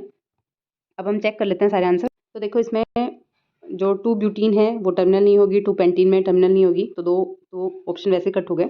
अब हम दोनों को चेक करते हैं। तो थर्ड नंबर में देखिए 2 मिथाइल प्रोपीन, तो 1 2 एंड 3 ये प्रोपीन है और 2 पर मेथिल ग्रुप है। तो जब आप यहाँ से इसको काटेंगे तो ये फॉर्मेल्डिहाइड बनेगा और ये बन जाएगा एसीटोन। सो इसका थर्ड नंबर ऑप्शन करेक्ट हो जाएगा। ये सेम ही क्वेश्चन बार बार रिपीट हो चुका है आरपीएससी के प्रीवियस क्वेश्चन में। नेक्स्ट क्वेश्चन में देखिए, दे रखा है अपन को, यहाँ पर ये कोलोस नियम का यूज़ करते हुए इसकी वैल्यू निकालनी है अपन को। यहाँ पर ClCH2CON Na की वैल्यू दे रखी है, NaCl और HCl की वैल्यू भी दे रखी है, और पूछा है क्लोरो एसीटेट, यहाँ पर इसकी वैल्यू अपन को पूछी है। तो अगर हम इसमें और HCl को जोड़ दें और अगर हम इसमें से NaCl को घटा दें तो यहाँ से ये Na और ये Cl निकल जाएगा और ये H इससे जुड़ जाएगा। इसका मतलब इससे आंसर आ सकता है। तो आपको क्या करना है, फर्स्ट एंड थर्ड को जोड़ना है और सेकंड वाले को उससे माइनस करना है। तो जब आप ऐसा करेंगे तो चलो मैं बता देती हूँ, ये 2 2 4 में 203 आप जोड़ेंगे तो यह आ जाएगा लगभग 427 के आसपास, और आपको माइनस करना है यहाँ से 38.2 माइनस करना है। तो इसको माइनस करने से ही आ जाएगा option number third is the correct answer हो जाएगा। नेक्स्ट क्वेश्चन में देखिए, पूछा है कि एक आदर्श गैस है जिसे हम 4 लीटर समतापीय रूप से प्रसार कर रहे हैं, यानी कि ये आइसोथर्मल एक्सपेंशन हो रहा है, एक्सपेंड हो रही है गैस, और टोटल वॉल्यूम 20 लीटर।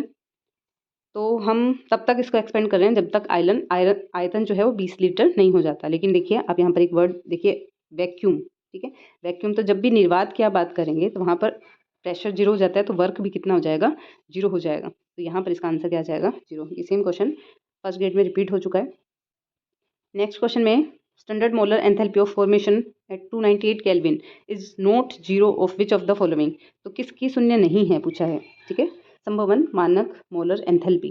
तो मैं आपको बता चुकी हूँ कि जो ऐसे कंपाउंड या ऐसी गैसेज या ऐसे मोलिक्यूल्स जो कि नेचर में प्रेजेंट रहते हैं उनकी मानक मोलर एंथैल्पी शून्य होती है।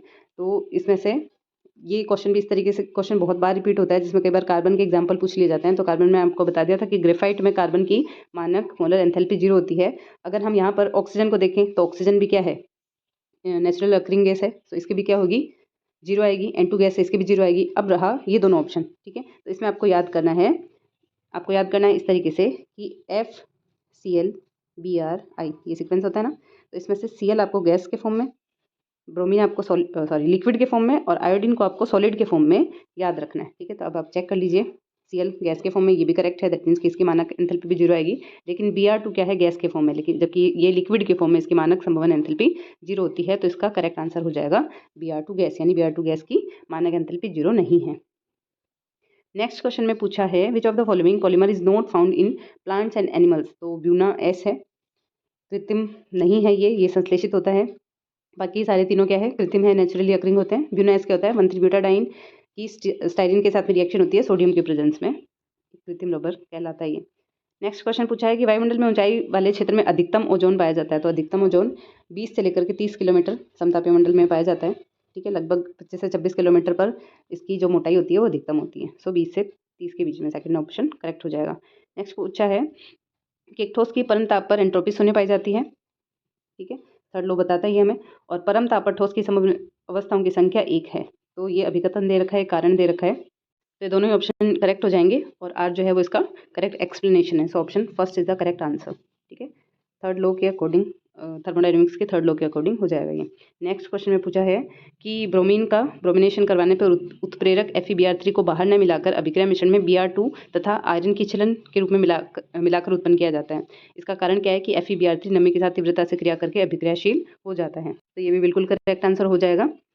बेंजीन का जब ब्रोमिनीकरण करते हैं, ब्रोमिनेशन FeBr3 के प्रेजेंस में करते हैं, तो इसको हम रिएक्शन में क्या लिखते हैं, बेंजीन की हम FeBr3 को ना लेकर के Br2 और यहाँ पर आयरन की छलन, इस तरीके से इसको लिया जाता है। तो ये आपस में रिएक्शन करके फिर रिएक्शन में ही FeBr3 मिला लेते हैं, और ये R जो है वो इसका सही एक्सप्लेनेशन है। So option number first is the correct answer. Next में पूछा है कि T और V प्रदर्शित करते हैं गतिज और स्थितिज ऊर्जा, यानी कि T यहाँ पर काइनेटिक एनर्जी को और जो V है वो पोटेंशियल एनर्जी को रिप्रेजेंट कर रहा है। तो हैमिल्टोनियन संकारक H पूछा है, तो H एनर्जी टोटल एनर्जी के इक्वल ही होता है, तो H जो है इन दोनों के एडिशन के इक्वल हो जाता है। So fourth number option is the correct answer. Next में पूछा है साइक्लोपेंटाडाइनाइल आयन संकुल FeCP2 के संबंध में असत्य कथन कौन सा है, ठीक है। तो ये आपने स्ट्रक्चर कुछ इस तरीके से पढ़ रखी होगी, साइक्लोपेंटाडाइनाइल एनाइन, यानी कि फेरोसिन की ही बात कर रहा है। यहाँ पर बीच में क्या होता है, आयरन, फेरोसिन सैंडविच कंपाउंड में। तो FeCP2 में आयरन की ऑक्सीडेशन स्टेट +2 होती है, बिल्कुल करेक्ट बात है। FeCP2 में आयरन की ऑक्सीकरण अवस्था शून्य होती है, नहीं, ये इनकरेक्ट स्टेटमेंट हो जाएगा। इसे सैंडविच कंपाउंड कहते हैं, और ये मेटलोसिन है, यानी कि इसमें मेटल बीच में प्रेजेंट रहता है 2 रिंग के बीच में। तो इसमें जो सेकंड ऑप्शन है वो इनकरेक्ट स्टेटमेंट हो जाएगा, आयरन यहाँ पर +2 ऑक्सीडेशन स्टेट में प्रेजेंट रहता है। अब नेक्स्ट क्वेश्चन दे रखा है कि अभिक्रिया 2-ब्रोमो 2,3-डाइमिथाइल ब्यूटेन की रिएक्शन हमने RO- के साथ में करवाई, और ये बन रहा है 2,3-डाइमिथाइल 2 butene plus 2,3-डाइमिथाइल 1 butene.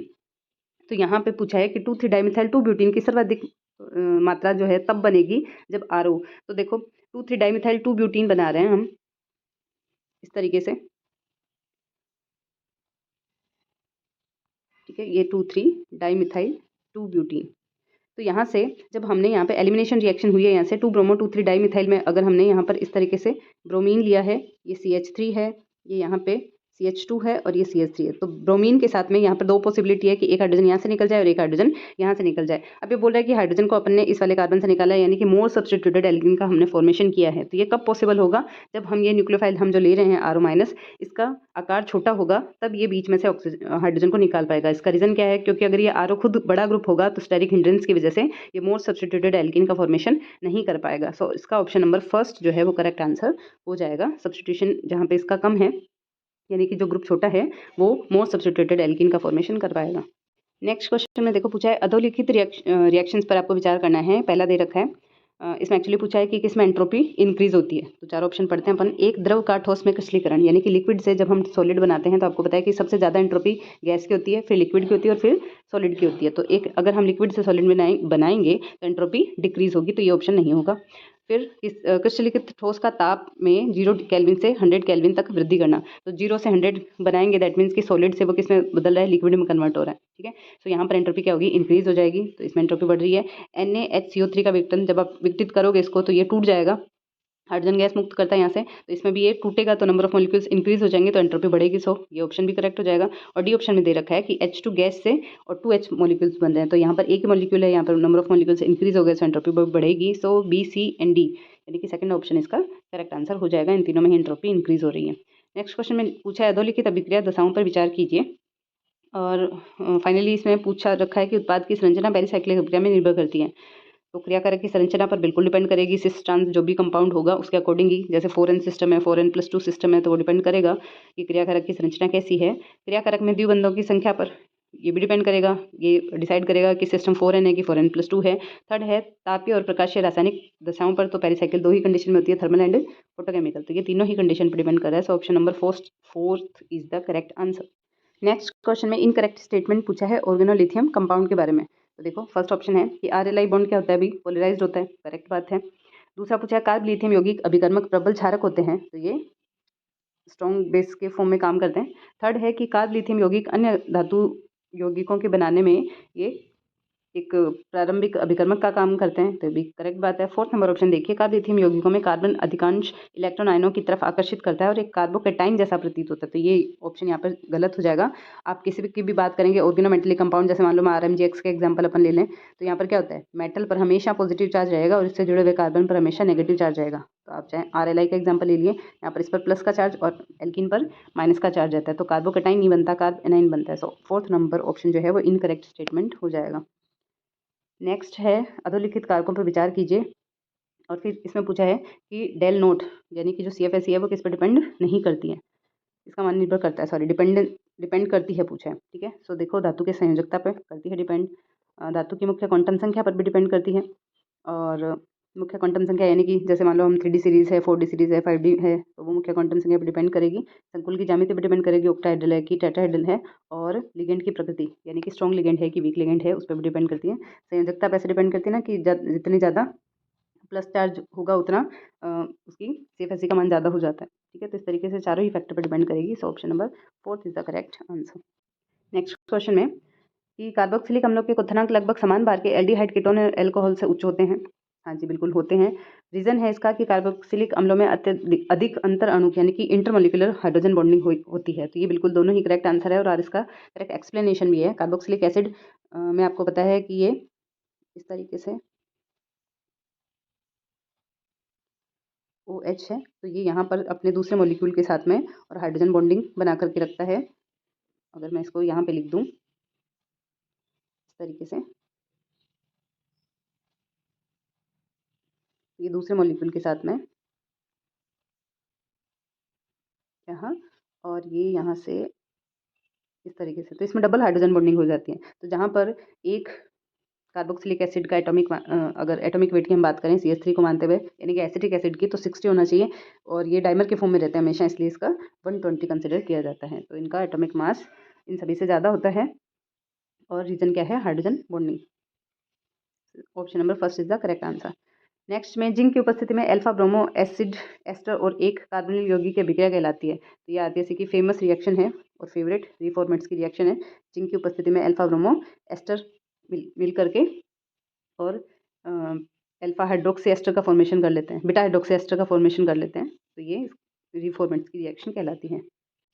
Next question में पूछा है भौतिक अधिशोषण में निम्न में से सभी गुण होते हैं सिवाय, यानी कि इनमें से कौन सा भौतिक अधिशोषण में नहीं पाया जाता है। तो उत्क्रमणिता यानी कि रिवर्सिबिलिटी, हाँ तो भौतिक रिवर्सिबल होते हैं दोनों डायरेक्शन में। निम्न एंथैल्पी, तो रसायन की तुलना में भौतिक में क्या होती है, एंथैल्पी कम पाई जाती है, 20 से 40 किलो जूल के आसपास होती है, जो कि वहाँ पे 240 किलो जूल तक होती है। और थर्ड ऑप्शन है न्यून क्रांतिक ताप वाली गैसों का उच्च अधिशोषण, तो ये ऑप्शन गलत है।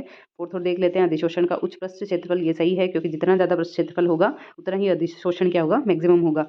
थर्ड नंबर ऑप्शन क्या हो जाएगा इसका इनकरेक्ट स्टेटमेंट, क्योंकि क्रांतिक ताप के डायरेक्टली प्रोपोर्शनल क्रिटिकल टेम्परेचर जितना ज़्यादा होता है एब्जॉर्प्शन भी उतना ही ज़्यादा होता है, ठीक है। So third option is the incorrect statement. Next question पूछा है मस्टर्ड गैस बनाने के लिए एथिलीन की रिएक्शन किससे करवाई जाती है। तो भाई एथिलीन की जो रिएक्शन है वो हम करवाते हैं यहाँ पर H2Cl2 के साथ में, ठीक है। तो ये कुछ इस तरीके से बनता है मेथिलीन के मॉलिक्यूल्स CH2 और ये S, यहाँ पर ये CH2 और यहाँ से Cl और यहाँ से Cl इस तरीके से जुड़ जाता है, और ये मस्टर्ड गैस का फॉर्मेशन करता है। So option number fourth is the correct answer. Next question में पूछा है कन्फर्मेशन परमाणु के विभिन्न आकाशीय विन्यास दे रखे हैं, यानी डिफरेंट स्पेशल अरेंजमेंट दे रखे हैं एज द रिजल्ट फ्रॉम, जो जैसे अपन बात करें ब्यूटेन की, तो आप जो स्टैगर्ड और इक्लिप्स्ड कॉन्फ़िगरेशन और इस तरीके से बनाते हैं, तो ये एक दूसरे के कार्बन कार्बन सिग्मा बॉन्ड के रोटेशन की वजह से होता है। तो उसमें ऑप्शन नंबर सिग्मा बॉन्ड का रोटेशन एकांकी बंध के गुणन से सिंगल बॉन्ड, यानी कि first number option is the correct answer हो जाएगा, rotation about a single bond, carbon carbon single bond की वजह से और कन्फर्मेशन बनते हैं। नेक्स्ट क्वेश्चन पूछा है अधोलिखित वायुमंडलीय अणुओं में से कौन सा अवरक्त किरणों को अवशोषित करता है, यानी कि आईआर कौन सा एक्टिव। अपन इस क्वेश्चन को ऐसे भी पढ़ सकते हैं कि इनमें से कौन सा आईआर एक्टिव मॉलिक्यूल है।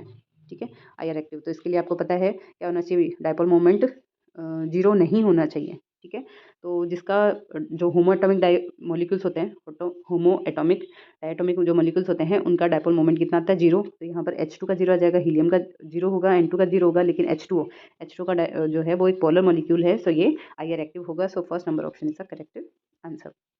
नेक्स्ट में पूछा है कार्बतीन यौगिक, कार्बतीन जो ऑर्गेनोमेटेलिक में पूछा है कि जो ऑर्गेनोटीन कंपाउंड्स होते हैं उनमें से इनमें से कौन सा करेक्ट आंसर होगा। तो पेस्टिसाइड की तरह प्रयुक्त किए जाते हैं, लकड़ी को सुरक्षित रखने में प्रयुक्त होते हैं, पॉलीयूरेथेन फॉर्म में निर्माण में और कैंसरकारी नहीं होते हैं। तो हालांकि ये क्वेश्चन आरपीएससी ने डिलीट कर दिया था, बट ये कार्बतीन यौगिक लकड़ी को सुरक्षित करने में काम में लिए जाते हैं। नेक्स्ट क्वेश्चन में पूछा है डिबाई T3 नियम के संबंध में इनमें से कौन सा असत्य है, इनकरेक्ट स्टेटमेंट पूछा है। तो देखिए आपने ये एंट्रोपी पढ़ी होगी, परम ताप पर ST इजिकल टू अपन क्या पढ़ते हैं, CP/LN/T। ठीक है, ये फॉर्मूला पढ़ते हैं अपन, तो उसके अकॉर्डिंग अपन चेक करते हैं कि फर्स्ट ऑप्शन बोल रहा है कि अति निम्न ताप पर, यानी कि टेम्परेचर को अगर हम 15 केल्विन से नीचे रखते हैं, 15 केल्विन का मतलब हो गया कि अगर हम जैसे 0 डिग्री सेंटीग्रेड को हम 273 केल्विन मानते हैं, तो 15 केल्विन का मतलब बहुत ही माइनस में डिग्री सेंटीग्रेड में टेम्परेचर है, तो उस पर CV equal to CP equal to CV हो जाता है। तो इतने कम टेम्परेचर पर प्रेशर का ज़्यादा कोई खास फर्क नहीं पड़ता है, तो इस वजह से CP और CV इक्वल हो जाते हैं। ठीक है, वॉल्यूम भी स्थिर हो जाता है। सो फर्स्ट ऑप्शन करेक्ट है। दूसरा कह रहा है कि इस नियम के अनुसार CP is equal to CV is equal to A3 की पावर AT की पावर 3, तो ये भी करेक्ट स्टेटमेंट है। थर्ड है निरपेक्ष एंट्रोपी का मान, जो एब्सोल्यूट एंट्रोपी होती है वो 15 केल्विन से लो टेम्परेचर पर ज्ञात करते हैं CP और LNT के ग्राफ से। तो अभी मैंने आपको बताया कि फॉर्मूला होता है CP/LNT, तो ये करेक्ट स्टेटमेंट हो जाता है कि यहाँ पर इसका जो मान है वो हम CP और LNT के बीच में ग्राफ प्लॉट करके निकाल सकते हैं। और वहीं फोर्थ ऑप्शन कह रहा है CP और T के बीच में ग्राफ प्लॉट करते हैं, तो ये ऑप्शन इनकरेक्ट हो जाएगा। सो फोर्थ नंबर इसका इस क्वेश्चन का करेक्ट आंसर है। नेक्स्ट पूछा है एक जिंक छड़ को हमने 0.m मोलर ZnSO4 के सॉल्यूशन में डाल रखा है और एक इस लवण में पूर्णतः ये वियोजित हो रहा है। अर्ध सेल रिएक्शन अपन को दे रखी है और यहाँ से पूछ लिया इस सेल का विभव अपन को कैलकुलेट करना है। विभव की गणना कीजिए और यहाँ पर अपन को E0 दे रखा है, यानी कि स्टैंडर्ड जो कंडीशन पर सेल का EMF हमें दे रखा है 0.76 वोल्ट। नर्नस्ट इक्वेशन के फॉर्मूले से हम इसको निकालेंगे। तो देखिए फॉर्मूला क्या होता है, ई सेल अपन को कैलकुलेट करना है। फॉर्मूला था E0 cell minus RT upon NF और ये लोग और प्रोडक्ट की कंसंट्रेशन अपॉन रिएक्टेंट की कंसंट्रेशन। तो प्रोडक्ट यहाँ पे Zn+2 दे रखा है, रिएक्टेंट Zn हो जाएगा और Zn क्या है, मेटेलिक फॉर्म में है, सो हम इसकी यूनिट लेते हैं, मतलब 1 ले लेंगे, तो अपने पास खाली ये बचेगा Zn+2 की कंसंट्रेशन। तो हम वैल्यू पुट करेंगे यहाँ पर। E0 सेल अपन को दे रखा है 0.76 वोल्ट, ठीक है, और माइनस RT अपॉन F की वैल्यू अपन को दे रखी है 0.06, ठीक है, और N की जो वैल्यू है वो हम निकालेंगे। N क्या आता है, नंबर ऑफ इलेक्ट्रॉन्स जो वर्क यहाँ पर काम में आ रहे हैं, तो यहाँ पर हो गया 2, ठीक है। तो यहाँ पर लॉग करके हम जिंक+2 की कंसंट्रेशन रखेंगे जो कि हमें दे रखी है 0.1, यानी कि जिंक+2 की कंसंट्रेशन कहाँ से है, आपको सोल्यूशन दे रखा है ZnSO4 का 0.1 मोलर सोल्यूशन का, तो वहाँ से अपन ने इसकी कंसंट्रेशन निकाली। अब देखिए 0.1 को आप लिख सकते हैं, यहाँ पॉइंट हटाएंगे तो नीचे 10 जाएगा, तो 10 इनवर्स लिख सकते हैं ना, 10 की पावर -1, तो यहाँ पर -1 क्या आ जाएगा, आगे आ जाएगा। जब आगे आएगा तो वो इस वाले माइनस से रिएक्शन करके प्लस हो जाएगा और log 10 की वैल्यू 1 आ जाएगी। तो ओवरऑल अपने पास में क्या बचा, ओवरऑल इस तरीके से बचा कि 0.76 प्लस और 0.06 और ये अपन के पास में 2 है, 2 से ये कटेगा 0.03 और ये आपस में जुड़ जाएंगे तो ये हो जाएगा 0.79। तो यहाँ से ऑप्शन नंबर 4 इसका करेक्ट आंसर आ जाएगा। नेक्स्ट क्वेश्चन में रिएक्शन दे रखी है 2NO + O2 = 2NO2 के लिए 300 केल्विन पर डेल्टा G की गणना करनी है और डेल्टा H और डेल्टा S की वैल्यू भी अपन को यहाँ पे दे रखी है। तो देखिए फॉर्मूला क्या होता है, delta G = delta H minus T delta S, ठीक है। अब डेल्टा G की वैल्यू अपन को दे रखी है माइनस का 120 किलो जूल, ठीक है। अच्छा ऑप्शन भी किलो जूल में है, सो अब अपन को आंसर यहाँ पर किलो जूल में ही निकालना है, ठीक है। सो यहाँ पर माइनस टी की वैल्यू दे रखा है 300 केल्विन और यहाँ पर डेल्टा एस की वैल्यू जूल में दे रखी है, जूल में दे रखी है, इसलिए हम इसको किस में कन्वर्ट करेंगे, किलो जूल में। देखो माइनस में वैल्यू है तो माइनस माइनस प्लस कर दें यहाँ पर और ये हो जाएगा 150/1000, ठीक है। अब यहाँ से जब आप इसको ये 2 से ये गए और ये कट हो गया, तो 15 × 3 बचा यहाँ से। 15 × 3 कितना हो गया? 45। और यहाँ पे है माइनस का 120, तो -120 + 45, तो अगर आप इसको यहाँ से माइनस करेंगे तो ये आएगा 75। ठीक है, 75 आएगा, इसमें से माइनस करेंगे तो हाँ जी 75 आ जाएगा। तो ऑप्शन हो जाएगा -75, क्योंकि माइनस की वैल्यू बड़ी है इसलिए -75 में आना चाहिए। लेकिन ऑप्शन में ये कोई आंसर नहीं दे रखा है, इसलिए आरपीएससी ने इस क्वेश्चन को डिलीट कर दिया था। मेरे हिसाब से इसका आंसर -75 किलो जूल आना चाहिए। अगले क्वेश्चन में दे रखा है कि एक 1 × 10⁻² मोलर अम्ल विलयन का 27 डिग्री सेंटीग्रेड पर ऑस्मोटिक प्रेशर दे रखा है 0.248 एटमॉस्फेरिक। अम्ल का वॉन्ट ऑफ गुणांक हमें ज्ञात करना है और आर की वैल्यू हमें दे रखी है 0.082 लीटर एटमॉस्फेरिक पर केल्विन पर मोल। तो फॉर्मूला होता है pi is equal to CRT। ठीक है, PV is equal to NRT के जैसे इसका फॉर्मूला होता है, और यहाँ पर हम सी कर देते हैं, कंसंट्रेशन को रिप्रेजेंट कर रहे हैं यहाँ पे सी, और यहाँ पे वॉन्ट ऑफ फैक्टर दे रहा है तो हम आई से यहाँ पे मल्टीप्लाई करते हैं। अब हमें यहाँ पे वॉन्ट ऑफ फैक्टर निकालना है, तो ये CRT इसके अपॉन में चला जाएगा। ठीक है, तो जस्ट वैल्यू पुट करनी है। पाई की वैल्यू अपन को दे रखी है 0.248, और यहाँ पर नीचे सी कंसंट्रेशन है तो 10⁻² मोलर दे रखा है। आर का मान यहाँ पर लीटर एटमॉस्फेरिक वैल्यू लिखनी है, तो ये हो जाएगा 0.0821। ठीक है, और यहाँ पर T 27 डिग्री सेंटीग्रेड दे रखा है, केल्विन में कन्वर्ट करेंगे तो ये हो जाएगा 300। ठीक है, ये 10⁻² ऊपर चला जाएगा, ऊपर जा करके, और ये इससे ये 2 कट हो गया, और ये यहाँ पॉइंट से पॉइंट कट, और ये इसको जब आप इससे मल्टीप्लाई करेंगे तो ये जस्ट मल्टीप्लिकेशन के बाद में ये आ जाएगा पॉइंट। अच्छा, ये 1 पॉइंट कम हो गया। ठीक है, नीचे यहाँ पर ऊपर 1 पॉइंट एक्स्ट्रा रहेगा। ठीक है, सो ये आप जैसे ही कैलकुलेट करेंगे इसकी वैल्यू, इसको मल्टीप्लाई करने के बाद में ये 248 ही आएगा, तो ये इससे जस्ट कट होगा और ये आएगी वैल्यू इसकी 1। तो इसका option number first correct answer हो जाएगा। कैलकुलेशन कर सकते हो। अगर आपको फिर भी किसी के क्वेश्चन में डाउट रहता है तो आप मुझे कमेंट सेक्शन में जाके कमेंट कर सकते हैं। नेक्स्ट क्वेश्चन है, अधोलिखित गैसों में किसकी ग्लोबल वार्मिंग प्रभाव सबसे ज़्यादा होता है? तो भी पता ही है आप सभी को, CO2। 50% तो CO2 ही रेस्पॉन्सिबल होती है ग्लोबल इफेक्ट के लिए। ठीक है, क्वेश्चन में पूछा है विच of the following statement is not true for complex CONH3 6+3। तो देखो, अमोनिया क्या है? एक स्ट्रॉन्ग लिगेंड है, तो ये क्या करेगा? लो स्पिन कॉम्प्लेक्स का फॉर्मेशन करता है। कोबाल्ट +3 ऑक्सीडेशन स्टेट में है, तो यहाँ पर ये बनाएगा D6 इलेक्ट्रॉनिक कॉन्फिगरेशन। सो D6 का मतलब हो गया सारे के सारे इलेक्ट्रॉन हो गए पेयर्ड हो गए, तो ये अनुचुंबकीय है। ये फर्स्ट स्टेटमेंट ही इनकरेक्ट हो गया। सेकंड पूछा यह न्यून स्पिन है, यानी कि लो स्पिन होगा, ये भी सही है। अष्टफलकीय संरचना है, ऑक्टाइडल स्ट्रक्चर है, ये भी सही है। कोबाल्ट यहाँ पर sp3d2 संकृत कक्षक है, तो sp3d2 नहीं होकर के ये होता है d2sp3, क्योंकि अंतर मतलब इनर ऑर्बिटल कॉम्प्लेक्स का फॉर्मेशन हुआ है ना, तो हाइब्रिडाइजेशन d2sp3 आना चाहिए। तो उसके अकॉर्डिंग इसका फर्स्ट एंड फोर्थ दोनों ही इनकरेक्ट स्टेटमेंट है, सो इसलिए ये क्वेश्चन भी आरपीएससी ने डिलीट कर दिया था। अगला क्वेश्चन में पूछा है लेंथेनाइट की सर्वाधिक सामान्य समन्वय संख्या नहीं है, यहाँ पर ध्यान रखना, दे रखा है नहीं है। ठीक है, सो वो 7, 8, 9 मैंने आपको बताया था। लेंथेनाइट्स क्या करते हैं? हाई कोऑर्डिनेशन नंबर वाले कॉम्प्लेक्स बनाते हैं, सो यहाँ पर 6 कॉमन है, डी ऑर्बिटल्स भी बनाते हैं, इसलिए ये 6 वाला नहीं बनाता है। So option first is the correct answer. अगले क्वेश्चन में पूछा है the non bonding electrons of ammonia are in which of the following. तो अमोनिया का मोलिकुलर ऑर्बिटल पूरा डायग्राम होता है, उसमें जो नॉन बॉन्डिंग इलेक्ट्रॉन्स होते हैं वो इसके 2a1 में ऑक्यूपाई करते हैं। 2a1 is the correct answer. Next question दे रखा है हाइड्रोजन ईंधन सेल कैसे बिजली उत्पन्न करता है? तो ईंधन सेल है, इलेक्ट्रोकेमिकल रिएक्शन में अपन पढ़ते हैं इसका एग्जाम्पल फ्यूल सेल को, तो इसका 4th number option is the correct answer. अगले में पूछा है कि एल्डिहाइड को निम्न अभिकर्मक के द्वारा अपचयित करते हैं, तो किन के द्वारा एल्कोहल प्राप्त होता है? पूछा है एल्कोहल किससे बनेगा? देखो, first option sodium borohydride and second है लिथियम एल्यूमिनियम हाइड्राइड, तो ये दोनों ही क्या करते हैं? एल्डिहाइड को रिड्यूस कर देते हैं अल्कोहल में। बाकी जो थर्ड नंबर ऑप्शन है ZnHCl, ये तो क्लीमेंशन रिडक्शन है, और KOH इथाइलिन अल्कोहल है, हीट है, तो ये भी नहीं होगा, इसको अल्कोहल में कन्वर्ट नहीं करता है। So option first and second is the correct answer. उसके अकॉर्डिंग सेकंड नंबर ऑप्शन इसमें हो जाएगा।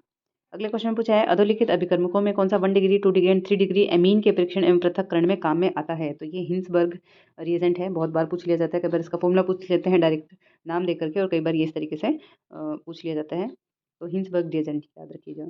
नेक्स्ट क्वेश्चन में दे रखा है कि फ्लोरीन प्रदर्शित करता है केवल -1 ऑक्सीडेशन स्टेट, और जबकि अन्य हैलोजन -1 और धनात्मक भी कई ऑक्सीकरण अवस्थाएं प्रदर्शित करते हैं, और इसका सही रीजन क्या है? कि फ्लोरीन सर्वाधिक विद्युत ऋणी तत्व है। ये दोनों ही करेक्ट आंसर है। फ्लोरीन खाली -1 रखता है, जबकि इसके नीचे वाले क्लोरीन, ब्रोमीन, आयोडीन कुछ ऑक्सीडेशन स्टेट +1 में भी शो करते हैं। ठीक है, और फ्लोरीन जो है वो +1 ऑक्सीडेशन स्टेट शो नहीं करता, क्योंकि इसकी विद्युत ऋणता बहुत ज़्यादा होती है, तो ये इलेक्ट्रॉन को डोनेट नहीं कर सकता है। सो दोनों ही करेक्ट है, आर इसका सही एक्सप्लेनेशन भी है। First option is the correct answer. अगले क्वेश्चन में दे रखा है कि एक ऐसे एल्किल हैलाइड की प्रतिस्थापन अभिक्रिया SN2 में जिसमें हेलोजन प्रतिस्थापित होने वाला समूह है जो कि एक कायरल कार्बन से जुड़ा है के संबंध में असत्य कथन पूछा है, अनट्रू यानी कि इनकरेक्ट स्टेटमेंट पूछ रखा है। तो दे रखा है कि भाई एक कार्बन है जिससे हेलोजन जुड़ा है, ठीक है, और ये कार्बन जो है वो कायरल कार्बन है, ये 3 वैलेंसी से जुड़ा हुआ है इस तरीके से।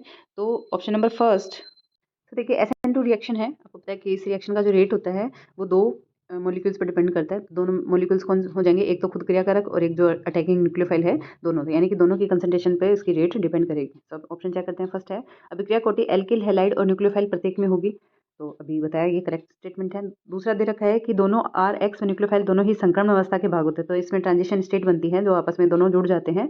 थर्ड दे रखा है उत्पाद की संरचना RX की अपेक्षा प्रतिलोमित यानी कि इन्वर्टेड स्ट्रक्चर होगी, तो यानी कि जो न्यूक्लियोफाइल है वो पीछे की तरफ अटैक करके एक ट्रांजिशन स्टेट बनाता है, आगे की तरफ से न्यूक्लियोफाइल निकल जाएगा और उसके ठीक विपरीत दिशा में, और जो अटैकिंग न्यूक्लियोफाइल है वो जुड़ जाता है। ऑप्शन नंबर फोर्थ जो है वो यहाँ पर दे रखा है, फोर्थ नंबर में है एक से अधिक त्रिविम समावयवी रूप बनेंगे, तो ये इसका इनकरेक्ट स्टेटमेंट हो जाता है क्योंकि इसमें 100% इन्वर्टेड प्रोडक्ट ही बनता है। So fourth number correct answer.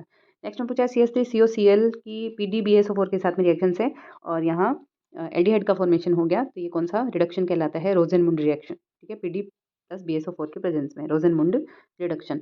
Next ये 89 नंबर साइकोलॉजी का क्वेश्चन हो गया। अगले क्वेश्चन में पूछा है एक प्राथमिक अभिक्रिया 2A is equal to product दे रखी है, सेकेंड ऑर्डर रिएक्शन है, दिख रही है अपन को यहाँ पर 2A है, इसकी प्रारंभिक कंसंट्रेशन 0.2 इंटू 10⁻² मोल पर लीटर है, 10 मिनट में ये इतनी रह गई। अभिक्रिया का वेग नियतांक सीधा सीधा सा फॉर्मूले में वैल्यू पुट करके निकालना है आपको। फॉर्मूला क्या होता है, अपन लिख सकते हैं पहले KT, फॉर्मूला की अगर हम बात करें तो क्या होता है भाई, KT is equal to 1/AT, यानी कि जो कंसंट्रेशन है टी टाइम पर कंसंट्रेशन -1/A0 यानी कि इसकी इनिशियल कंसंट्रेशन। सो यहाँ पर जस्ट अपन को वैल्यू पुट करनी है, अगर हम इसको निकालेंगे तो ये हो जाएगा 1/1.5 सॉरी 1/005, तो 1/005 और 10⁻² है तो हम इसको ऊपर 100 लिख सकते हैं, माइनस 1/0.2 इंटू 10⁻² है, सो 10⁻² को अपन ऊपर ले गए और ये बचेगा 0.2, ठीक है। इसको कैलकुलेट करेंगे तो ये हो जाएगा 2000 माइनस 500, तो ये बचेगा 1500, ठीक है, 1500। और यहाँ पर अपने क्या था KT, तो K को यहाँ रखूँ, T को मैं यहाँ ले जाऊँ, T का मान है 10 मिनट, तो 10 से ये 10 कट हो गया, तो 150 इसका आंसर आ जाएगा। और 150 को अगर ये स्क्वायर के फॉर्म में लिख रहा है तो देखो सेकंड नंबर ऑप्शन करेक्ट हो जाएगा। 150 को अपन इस तरीके से लिख सकते हैं 1.5 इंटू 10⁻², ठीक है, 2 लिखेंगे, आपको मैं करके दिखा देती हूँ सॉल्व, तो ये 150 आएगा, तो सेकंड नंबर ऑप्शन इसका करेक्ट आंसर हो जाएगा। अगले क्वेश्चन में अगर हम चलें तो ये क्वेश्चन नंबर 93, अधोलिखित दर्द निवारक ड्रग पर विचार करें, morphine, heroin, aspirin and paracetamol, तो इनमें से कौन सा असौपक यानी कि नॉन नार्कोटिक ड्रग इनमें से कौन सा है। तो घरों में अपन यूजुअली यूज़ करते हैं इनको, aspirin and paracetamol, C&D is the correct answer. Morphine and heroin जो है वो नार्कोटिक ड्रग्स हो जाते हैं। सो ऑप्शन नंबर इसके अकॉर्डिंग हो जाएगा C&D, ठीक है, C&D सेकंड नंबर ऑप्शन इसका करेक्ट आंसर हो जाएगा। नेक्स्ट में ये साइकोलॉजी के क्वेश्चन, अगले क्वेश्चन में पूछा है इनकरेक्ट स्टेटमेंट अबाउट CO2 के बारे में इनकरेक्ट स्टेटमेंट है।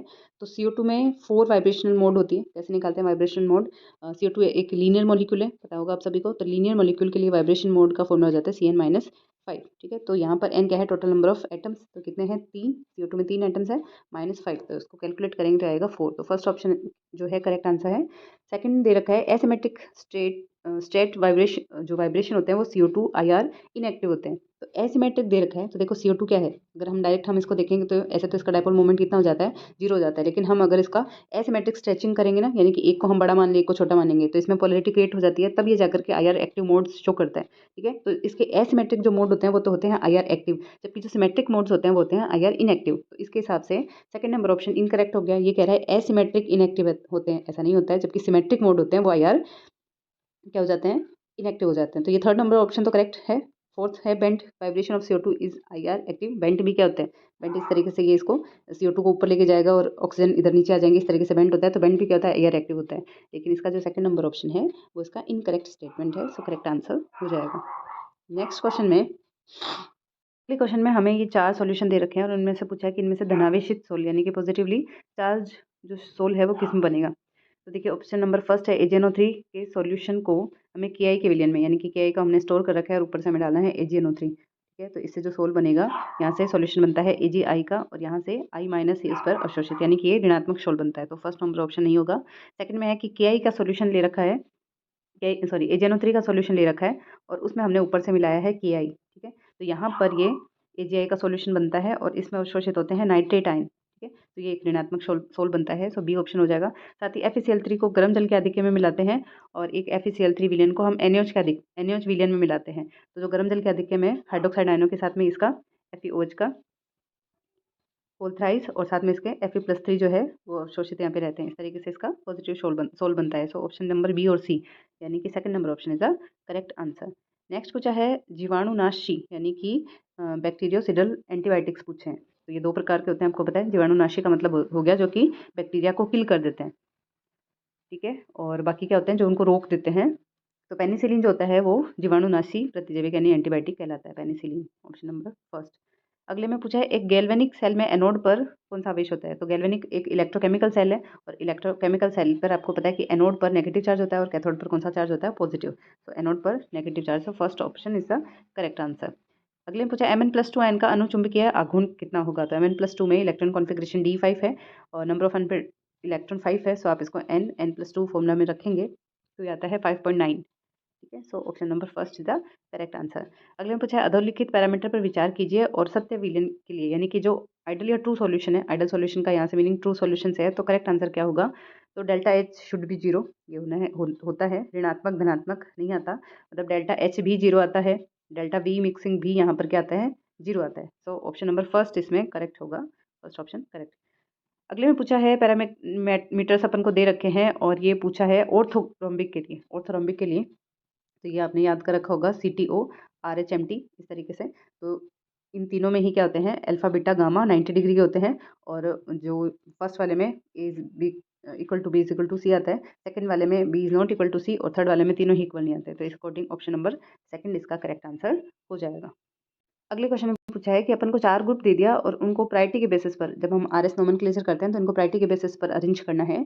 तो देखिए 4 ग्रुप में से हाइड्रोजन है, ऑब्वियस सी बात है कि सबसे लोवेस्ट प्रायोरिटी पर रहेगा, ठीक है। और अब बचे हुए हैं अपने पास 3 ग्रुप, एक तो है CH3, एक अपन को दे रखा है CH2OH और एक दे रखा है CH2CH2OH, ठीक है। तो देखो इन तीनों में से CH3 भी सबसे लोवेस्ट प्रायोरिटी पे जाएगा क्योंकि यहाँ पर ऑक्सीजन जुड़ा हुआ है, तो ये थर्ड प्रायोरिटी पे रहेगा।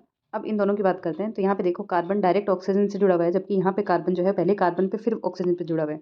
तो कार्बन डायरेक्ट ऑक्सीजन से जुड़ा हुआ है इसलिए ये प्रायोरिटी पे रहेगा। सो फर्स्ट ऑप्शन CH2OH हो जाएगा। तो इसके according option number third is the correct answer, CH2OH, CH2CH2OH, then CH3 and then last में हाइड्रोजन।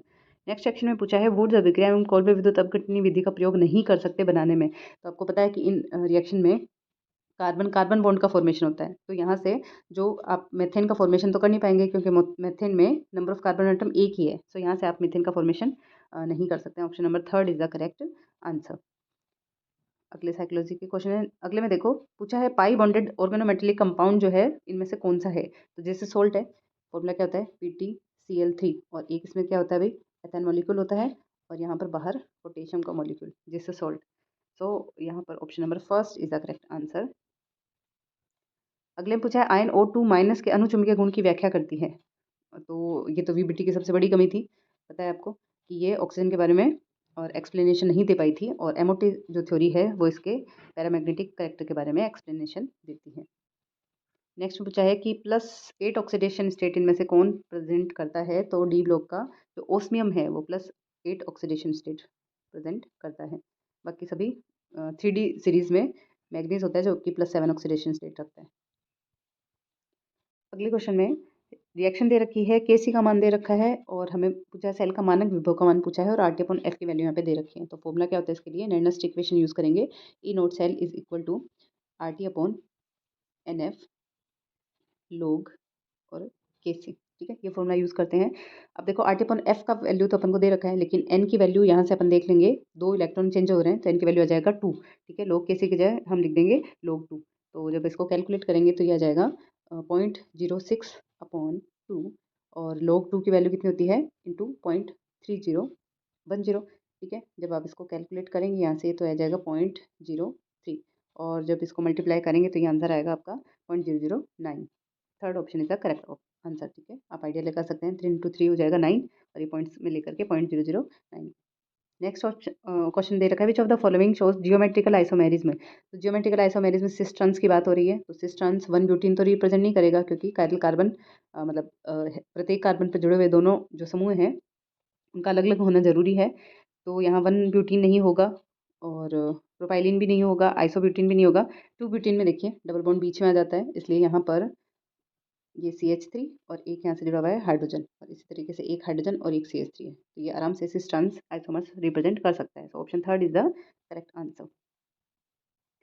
ठीक है, अच्छा आइसोब्यूटीन की अगर मैं स्ट्रक्चर बनाऊँ तो ये इस तरीके से हो जाएगी, ये आइसोब्यूटीन। ठीक है, यहाँ पे एक कार्बन से जुड़े हुए, यहाँ पे दोनों ग्रुप ये सेम हो गए, यहाँ पे दोनों हाइड्रोजन सेम हो गए, इसलिए ये ज्योमेट्रिकल आइसोमेरिज्म शो नहीं करेगा।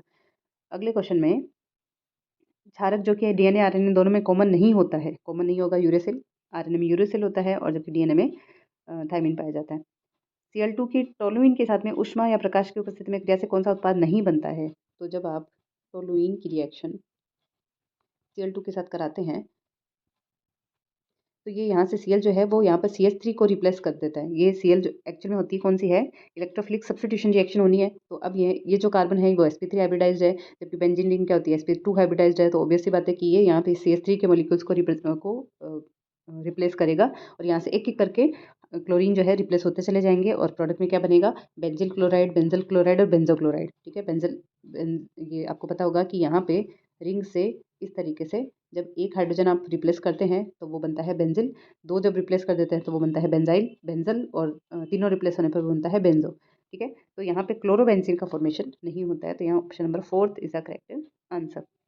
अगले में पूछा है कि ऑक्सीडेशन स्टेट पूछी है कोबाल्ट की इस कॉम्प्लेक्स में। तो देखिए कैसे निकालेंगे ऑक्सीडेशन स्टेट। यहाँ पर कोबाल्ट में देखो ये जो पूरा मॉलिक्यूल है यहाँ पर में स्क्वायर दे रखा है, तो ये जस्ट डबल अपन को कंसिडर करना है। तो 2x यानी कि कोबाल्ट को हमने 2x मान लिया। एथाइलिन डाइअमीन दे रखा है, जीरो ऑक्सीडेशन स्टेट में है, तो इसका तो लफड़ा ही खत्म है, जीरो है।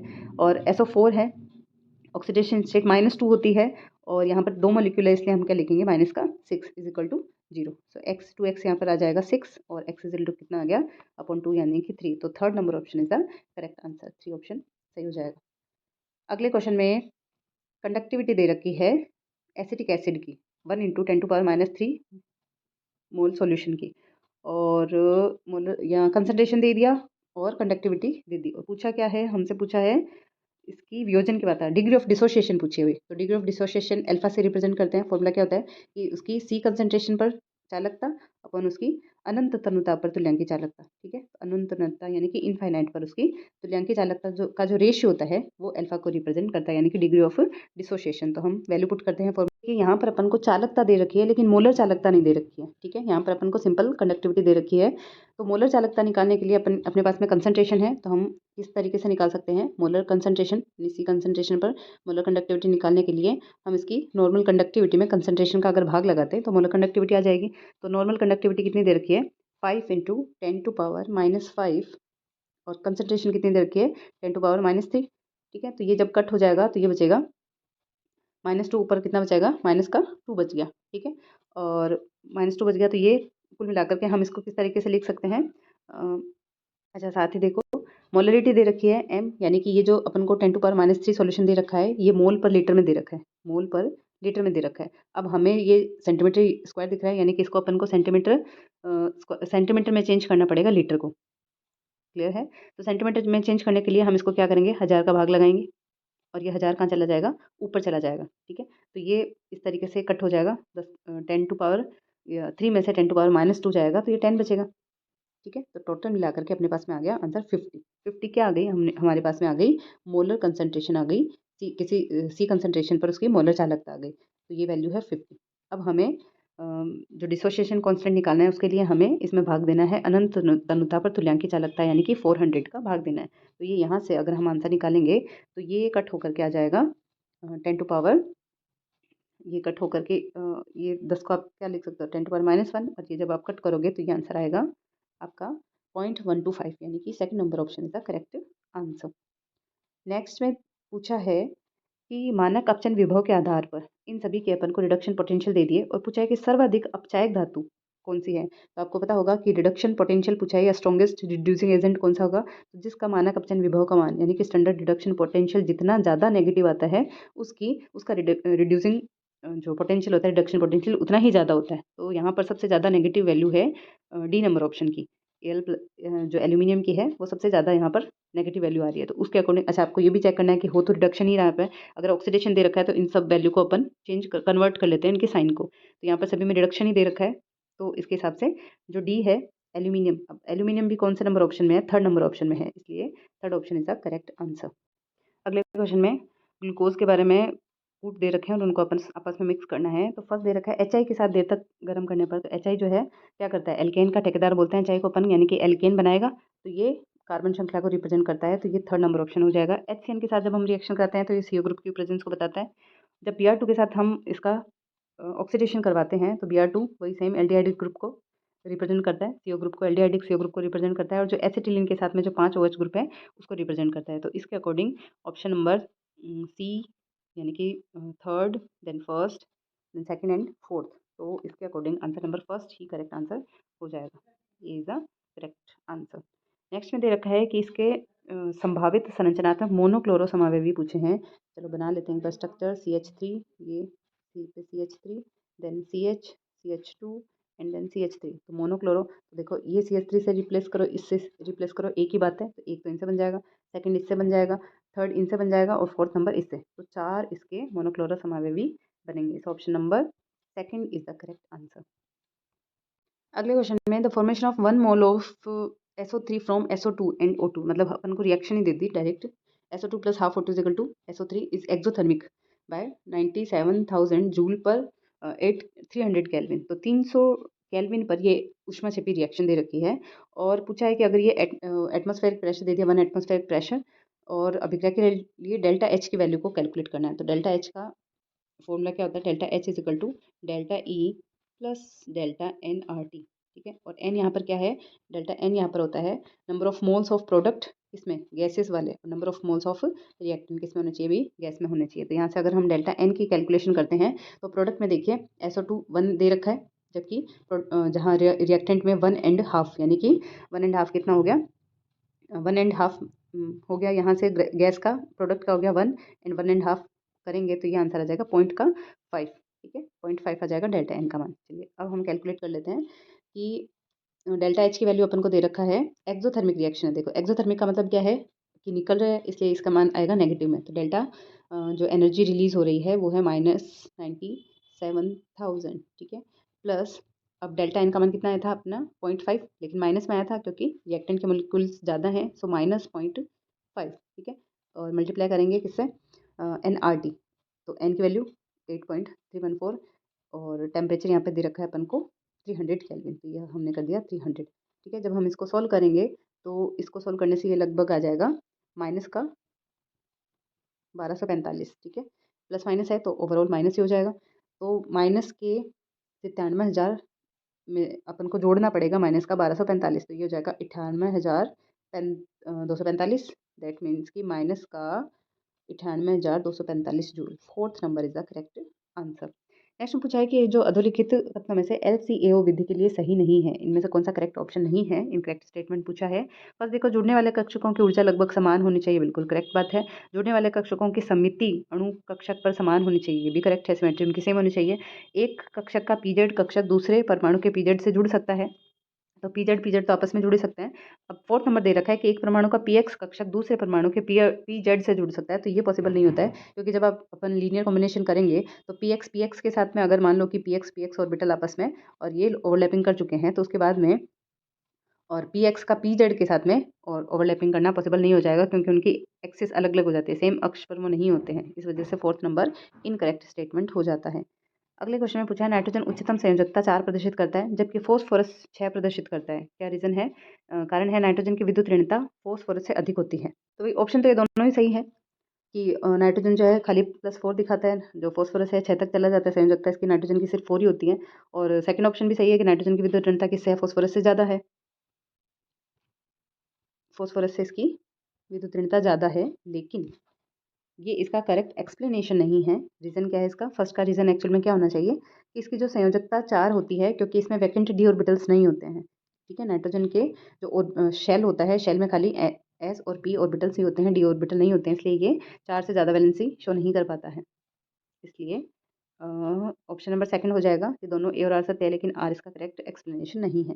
अगले में दे रखा है, अधोलिखित संकुलों में समान सांद्रता के विलयनों में उच्चतम एजीसीएल का अवक्षेपण कौन करेगा? तो एजीसीएल का यहाँ पर अधिकतम अवक्षेपण किससे होगा? फोर्थ नंबर ऑप्शन से, क्योंकि देखो ये तो पूरा समन्वय मंडल है, तो ये तो टूटेगा नहीं। बाहर वाले आयन से एजीसीएल के रूप में निकलेंगे, तो यहाँ पर 2 मोल एजीसीएल के बनेंगे। Fourth number is the correct answer. अगले क्वेश्चन में दे रखा है कि बेंजीन की वाष्पीकरण की ऊष्मा यानी कि heat of vaporisation 80 degree centigrade पर अपन को दे रखी है प्लस 35.3 किलो जूल पर मोल, और हमें इसके लिए द्रव के संक्रमण के लिए एंट्रोपी में परिवर्तन पूछा है जूल केल्विन पर मोल में। ठीक है, यहाँ पर किलो जूल है, यहाँ पर जूल केल्विन में पूछा है। फॉर्मूला क्या हो जाता है अभी? तो डी एस इजिकल टू पता है अपन को कि डी क्यू अपॉन टी लिखते हैं, टी क्यू की जगह अपन को यहाँ पर क्या लिखना है? Delta H. तो ऑप्शन फॉर्मूला होता है डेल्टा एच अपॉन टी। ठीक है, अब डेल्टा एच की वैल्यू यहाँ पर दे रखी है 35.3, लेकिन ये किस में है? किलो जूल में है। हम इसको जूल में कन्वर्ट करेंगे, क्योंकि जूल में पूछा है। तो 1000 अपॉन टेम्परेचर 80 डिग्री सेंटीग्रेड है, 80 में अपन 273 जोड़ेंगे तो यह जाएगा 353। ठीक है, तो ये जस्ट इससे कट ही हो रहा है, इसको इससे काट दिया, एक पॉइंट से ये कट गया, तो 100 बचा। So option number fourth is the correct answer. अगले क्वेश्चन में पूछा है कि half filled and fully filled electronic configuration are more stable than partially filled configuration due to. किसकी वजह से होता है भाई? इनकी विनिमय ऊर्जा ज़्यादा हो जाती है, एक्सचेंज एनर्जी। अगर हाफ फिल्ड रहेगा तो आपस में एक्सचेंज करने की रेट, जो नंबर ऑफ जो पॉसिबिलिटी होगी वो ज़्यादा हो जाएगी, इस वजह से एनर्जी ज़्यादा रिलीज होगी और स्टेबिलिटी बढ़ जाएगी। तो first number option is the correct answer. फिर पूछा है, एक आदर्श गैस के संदर्भ में जूल थॉमसन गुणांक क्या होता है? तो आइडल गैस के लिए जूल थॉमसन गुणांक 0 आ जाता है। First number option is the correct answer. अगले में पूछा है, graph plotted between log k versus 1/t for calculating activation energy is shown by. तो यहाँ पर हम आर्हेनियस इक्वेशन का हम यूज़ करते हैं। क्या होता है भाई Arrhenius equation? k is equal to A E की power minus E A upon R T. Clear है? और यहाँ पर जब लोग लेकर के हम दो रिएक्शन के लिए हम रखते हैं इस वैल्यू को, तो क्या लिखते हैं कि लोग K2 अपॉन K1। हाँ, यहाँ दो रिएक्शन की नीड नहीं है, डायरेक्ट अपन इसी रिएक्शन को लोग में कन्वर्ट कर सकते हैं। क्या लिखेंगे कि लिखा जाएगा कि लोग के, ठीक है, और लोग ए, और यहाँ से एक्सपोनेंशियल हट जाएगा तो क्या जाएगा? ई अपॉन आर टी। ठीक है, अब देखो क्वेश्चन में पूछा है कि लोग के वर्सेस 1/t, लोग के और 1/t के बीच में अगर ग्राफ प्लॉट किया जाए तो माइनस वैल्यू की वजह से स्लोप क्या जाएगा? डाउन वाला, और डाउन वाले में आएगा, और एक्सपोनेंशियल जो इंटरसेप्ट है वो लोग ए को रिप्रेजेंट करेगा। तो इसके साथ जस्ट प्लॉट ही पूछा है, तो ऑप्शन नंबर सेकंड आंसर हो जाएगा। अगर ये यहाँ पर स्लोप पूछता है तो ये हो जाएगा माइनस ई अपॉन आर। ठीक है, और इंटरसेप्ट अगर पूछे तो ये आ जाता है लोग ए। अगले क्वेश्चन में सुक्रोज क्या है? तो सुक्रोज एक डाइसैकेराइड्स है। सुक्रोज के जो टूटने से या जल अपघटन से क्या बनेगा? एक ग्लूकोज बनता है और एक फ्रक्टोज बनता है। सुक्रोज को इन्वर्टेड शुगर भी कहते हैं। अधोलिखित धातुओं में से कौन सी आयरन को जंग से कैथोडिक सुरक्षा देती है? अब देखिए भाई, इस क्वेश्चन में आप कैसे सॉल्व करेंगे? आयरन को हमें कैथोडिक सुरक्षा देनी है, यानी कि आयरन को एज ए कैथोड के फॉर्म में हमें बनाना है। ठीक है, अब कैथोड आपने इलेक्ट्रोकेमिकल सीरीज पढ़ी होगी, तो नीचे वाले का कैथोड बनता है और ऊपर वाले का एनोड बनता है। ठीक है, तो एनोड यानी कि इलेक्ट्रोकेमिकल सीरीज में आयरन से ऊपर आने वाले जो एलिमेंट्स हैं वही उसको एज ए एनोड के रूप में वर्क करके इसको कैथोडिक सुरक्षा दे सकते हैं। तो आपको याद होगी सीरीज, तो उसके हिसाब से जो मैग्नीशियम एंड जिंक जो है वो आयरन से ऊपर आते हैं। बाकी देखो कॉपर है, एजी है, एयू है, ये सब इससे नीचे आते हैं, तो कॉपर वाला ये ऑप्शन कट हो जाएगा, ये ऑप्शन भी कट हो जाएगा, और यहाँ पर एल्यूमिनियम भी उससे नीचे आता है, इसलिए ये ऑप्शन भी करेक्ट नहीं होगा। एल्यूमिनियम नहीं, निकल नीचे आता है। ठीक है, तो ये सारे आयरन से नीचे आ जाएंगे, निकल है, कॉपर है, कॉपर, इसलिए ऑप्शन नंबर सेकंड इसका करेक्ट आंसर होगा। अगले में पूछा है, इपोक्साइड यौगिक पर विचार करें और अणु सूत्र C4H8O उपलिखित में किसको प्रदर्शित करता है? तो एपोक्साइड कुछ इस तरीके की स्ट्रक्चर होती है। अब ये दे रखा है C4H8O, तो यहाँ पर C2 है, दैट मीन्स कि दो एल्किल ग्रुप जुड़ सकते हैं। तो देखो पहला ऑप्शन दे रखा है 2 इथाइल ऑक्सीजन, तो 2 इथाइल का मतलब ये हो जाएगा 1 नंबर और ये नंबर 2। ठीक है, 2 पर जुड़ा हुआ है एथिल ग्रुप, तो C2H5, और यहाँ पर ये होता है CH2। तो इसका ये आ गया C4H8O। तो फर्स्ट ऑप्शन तो करेक्ट है। सेकंड दे रखा है 2,3 इपॉक्सी ब्यूटेन, तो ये भी बना लेते हैं 2,3 इपॉक्सी ब्यूटेन, यानी कि यहाँ पे CH3 और यहाँ पे भी CH3। ठीक है, तो यहाँ पे 4 कार्बन हाइड्रोजन हो गए, ये भी 3 3 6 और 2 8 हो गए, और ऑक्सीजन 1, ये भी सही है। और सेकंड थर्ड दे रखा है 2,2 डाई मैथिल ऑक्सीजन।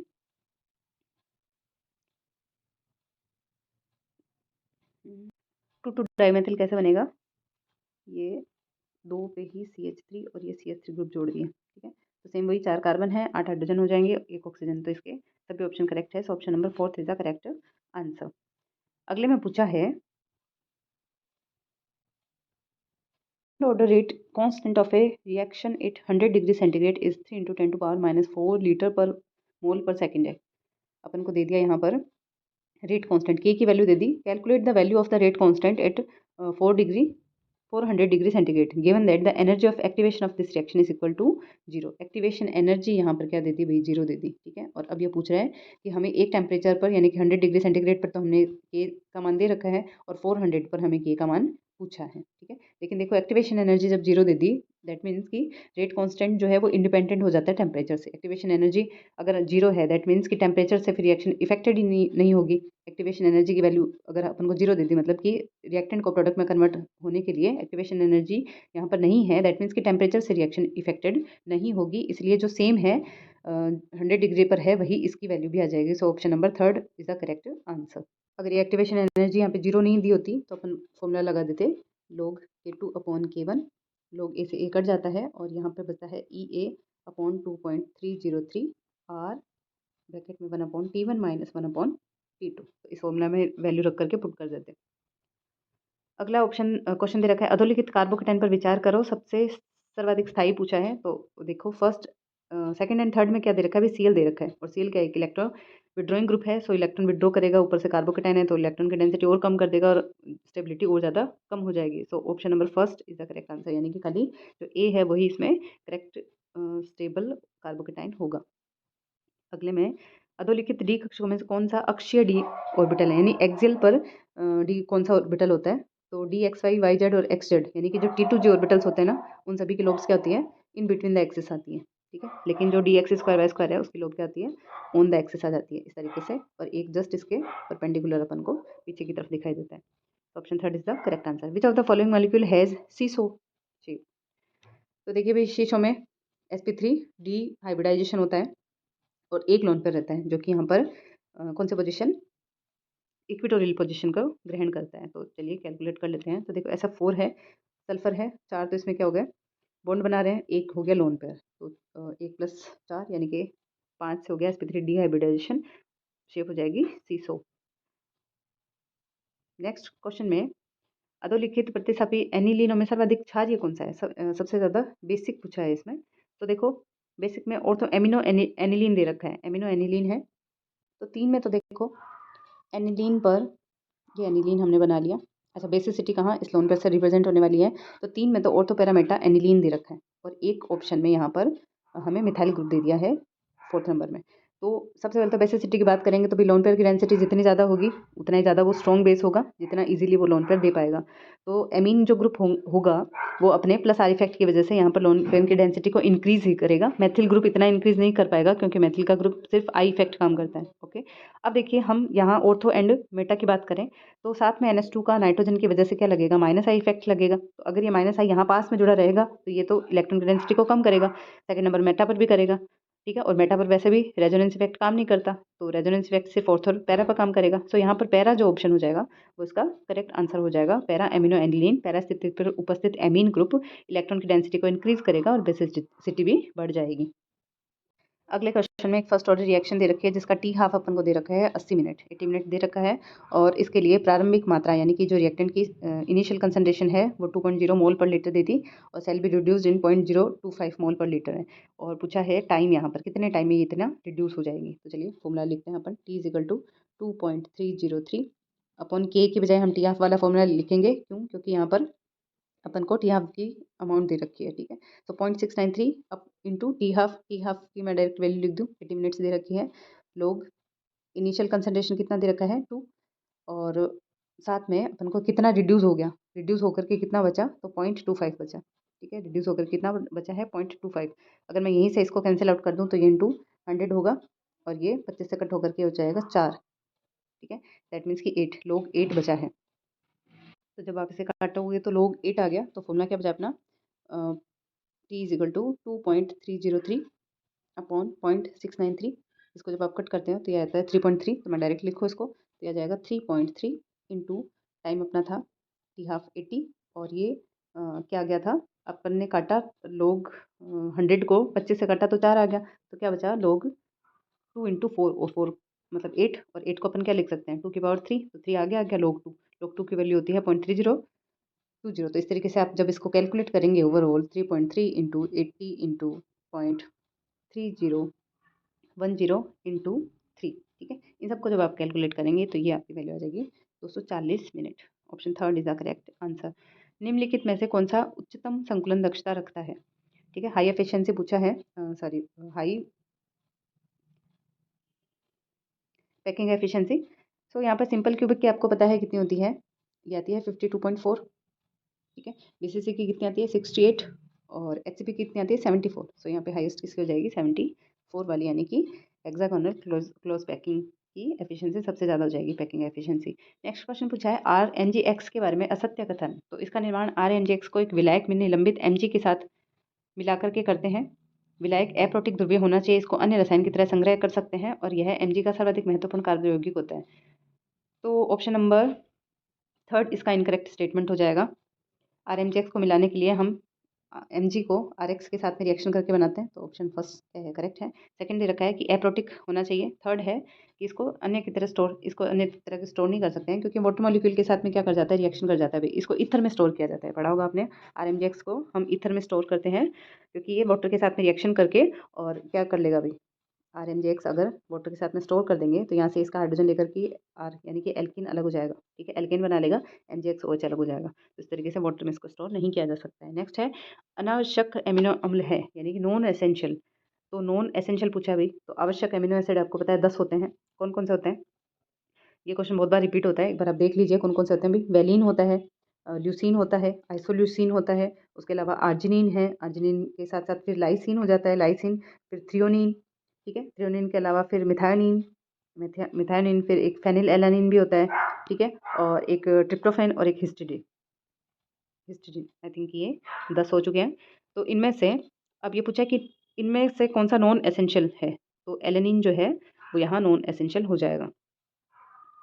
ठीक है, जैसे यहाँ पे आर्जिनिन था, एलेनिन नहीं है, तो option number first is the correct answer. अगले क्वेश्चन में अधोलिखित कोलाइडी रूपों में किसमें दोनों परीक्षित और अस्थायी प्रक्षेपण माध्यम ही दोनों ही लिक्विड हैं। तो मिल्क दिख रहा है आपको, दूध है, क्या होता है भाई, ऑयल इन वाटर, दूध। नेक्स्ट पूछा है कार्बोनेट आयन में प्रत्येक CO बंध की कोटि कितनी होती है। तो कैसे निकालेंगे भाई, CO2 की स्ट्रक्चर किस तरीके से, CO3 2 माइनस, ये ऐसे शेप होती है इसकी। ठीक है, कैसे निकालते हैं, देखो जितनी भी इसकी coordination structure sorry resonating structure बनेगी तो 3 टाइप की बनेगी, एक बार यहाँ CO है, एक बार यहाँ जाएगा और एक बार यहाँ जाएगा। तो हम किसी एक रिएक्शन को, एक बॉन्ड को लेकर के चलते हैं, तो टोटल नंबर ऑफ स्ट्रक्चर का फिर उसमें भाग दे देते हैं। तो सारी रिएक्शन में CO बॉन्ड में एक बार में एक के बीच में CO बनेगा, फिर 2 बार इसके बीच में सिंगल बॉन्ड, तो टोटल बॉन्ड कितने हो गए 4। ठीक है, और नंबर ऑफ स्ट्रक्चर कितनी बनी 3, तो इस हिसाब से जब आप भाग देंगे तो 1.33 आता है। ठीक है, ऑप्शन में डायरेक्ट 4/3 दे रखा है, तो option second is the correct answer.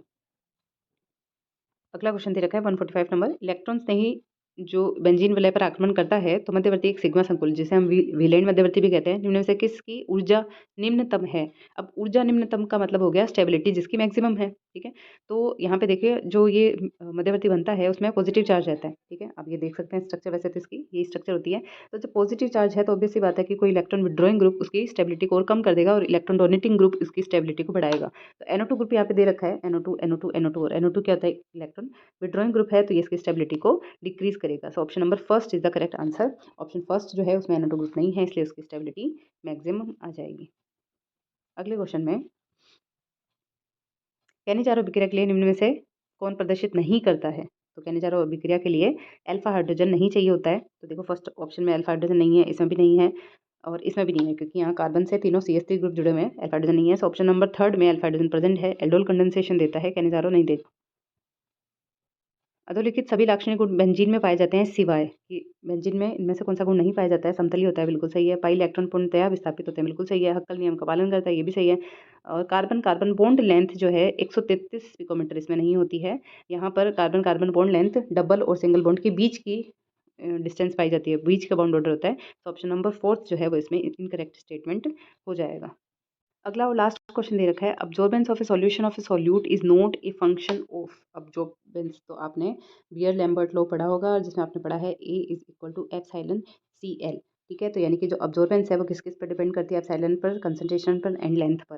तो विलेन की सांद्रता पर यानी सी पर, मोलर विलोपन जो मोलर विलोपन गुणांक है यानी अल्फा जो एप्सिलॉन पर, और सेल की पथ लंबाई एल पर डिपेंड करती है, लैम्डा मैक्स पर ये डिपेंड नहीं करती है। So option number first is the correct answer. So ये पेपर पूरा हो चुका है। आई होप कि ये सॉल्यूशन आपको पसंद आया होगा।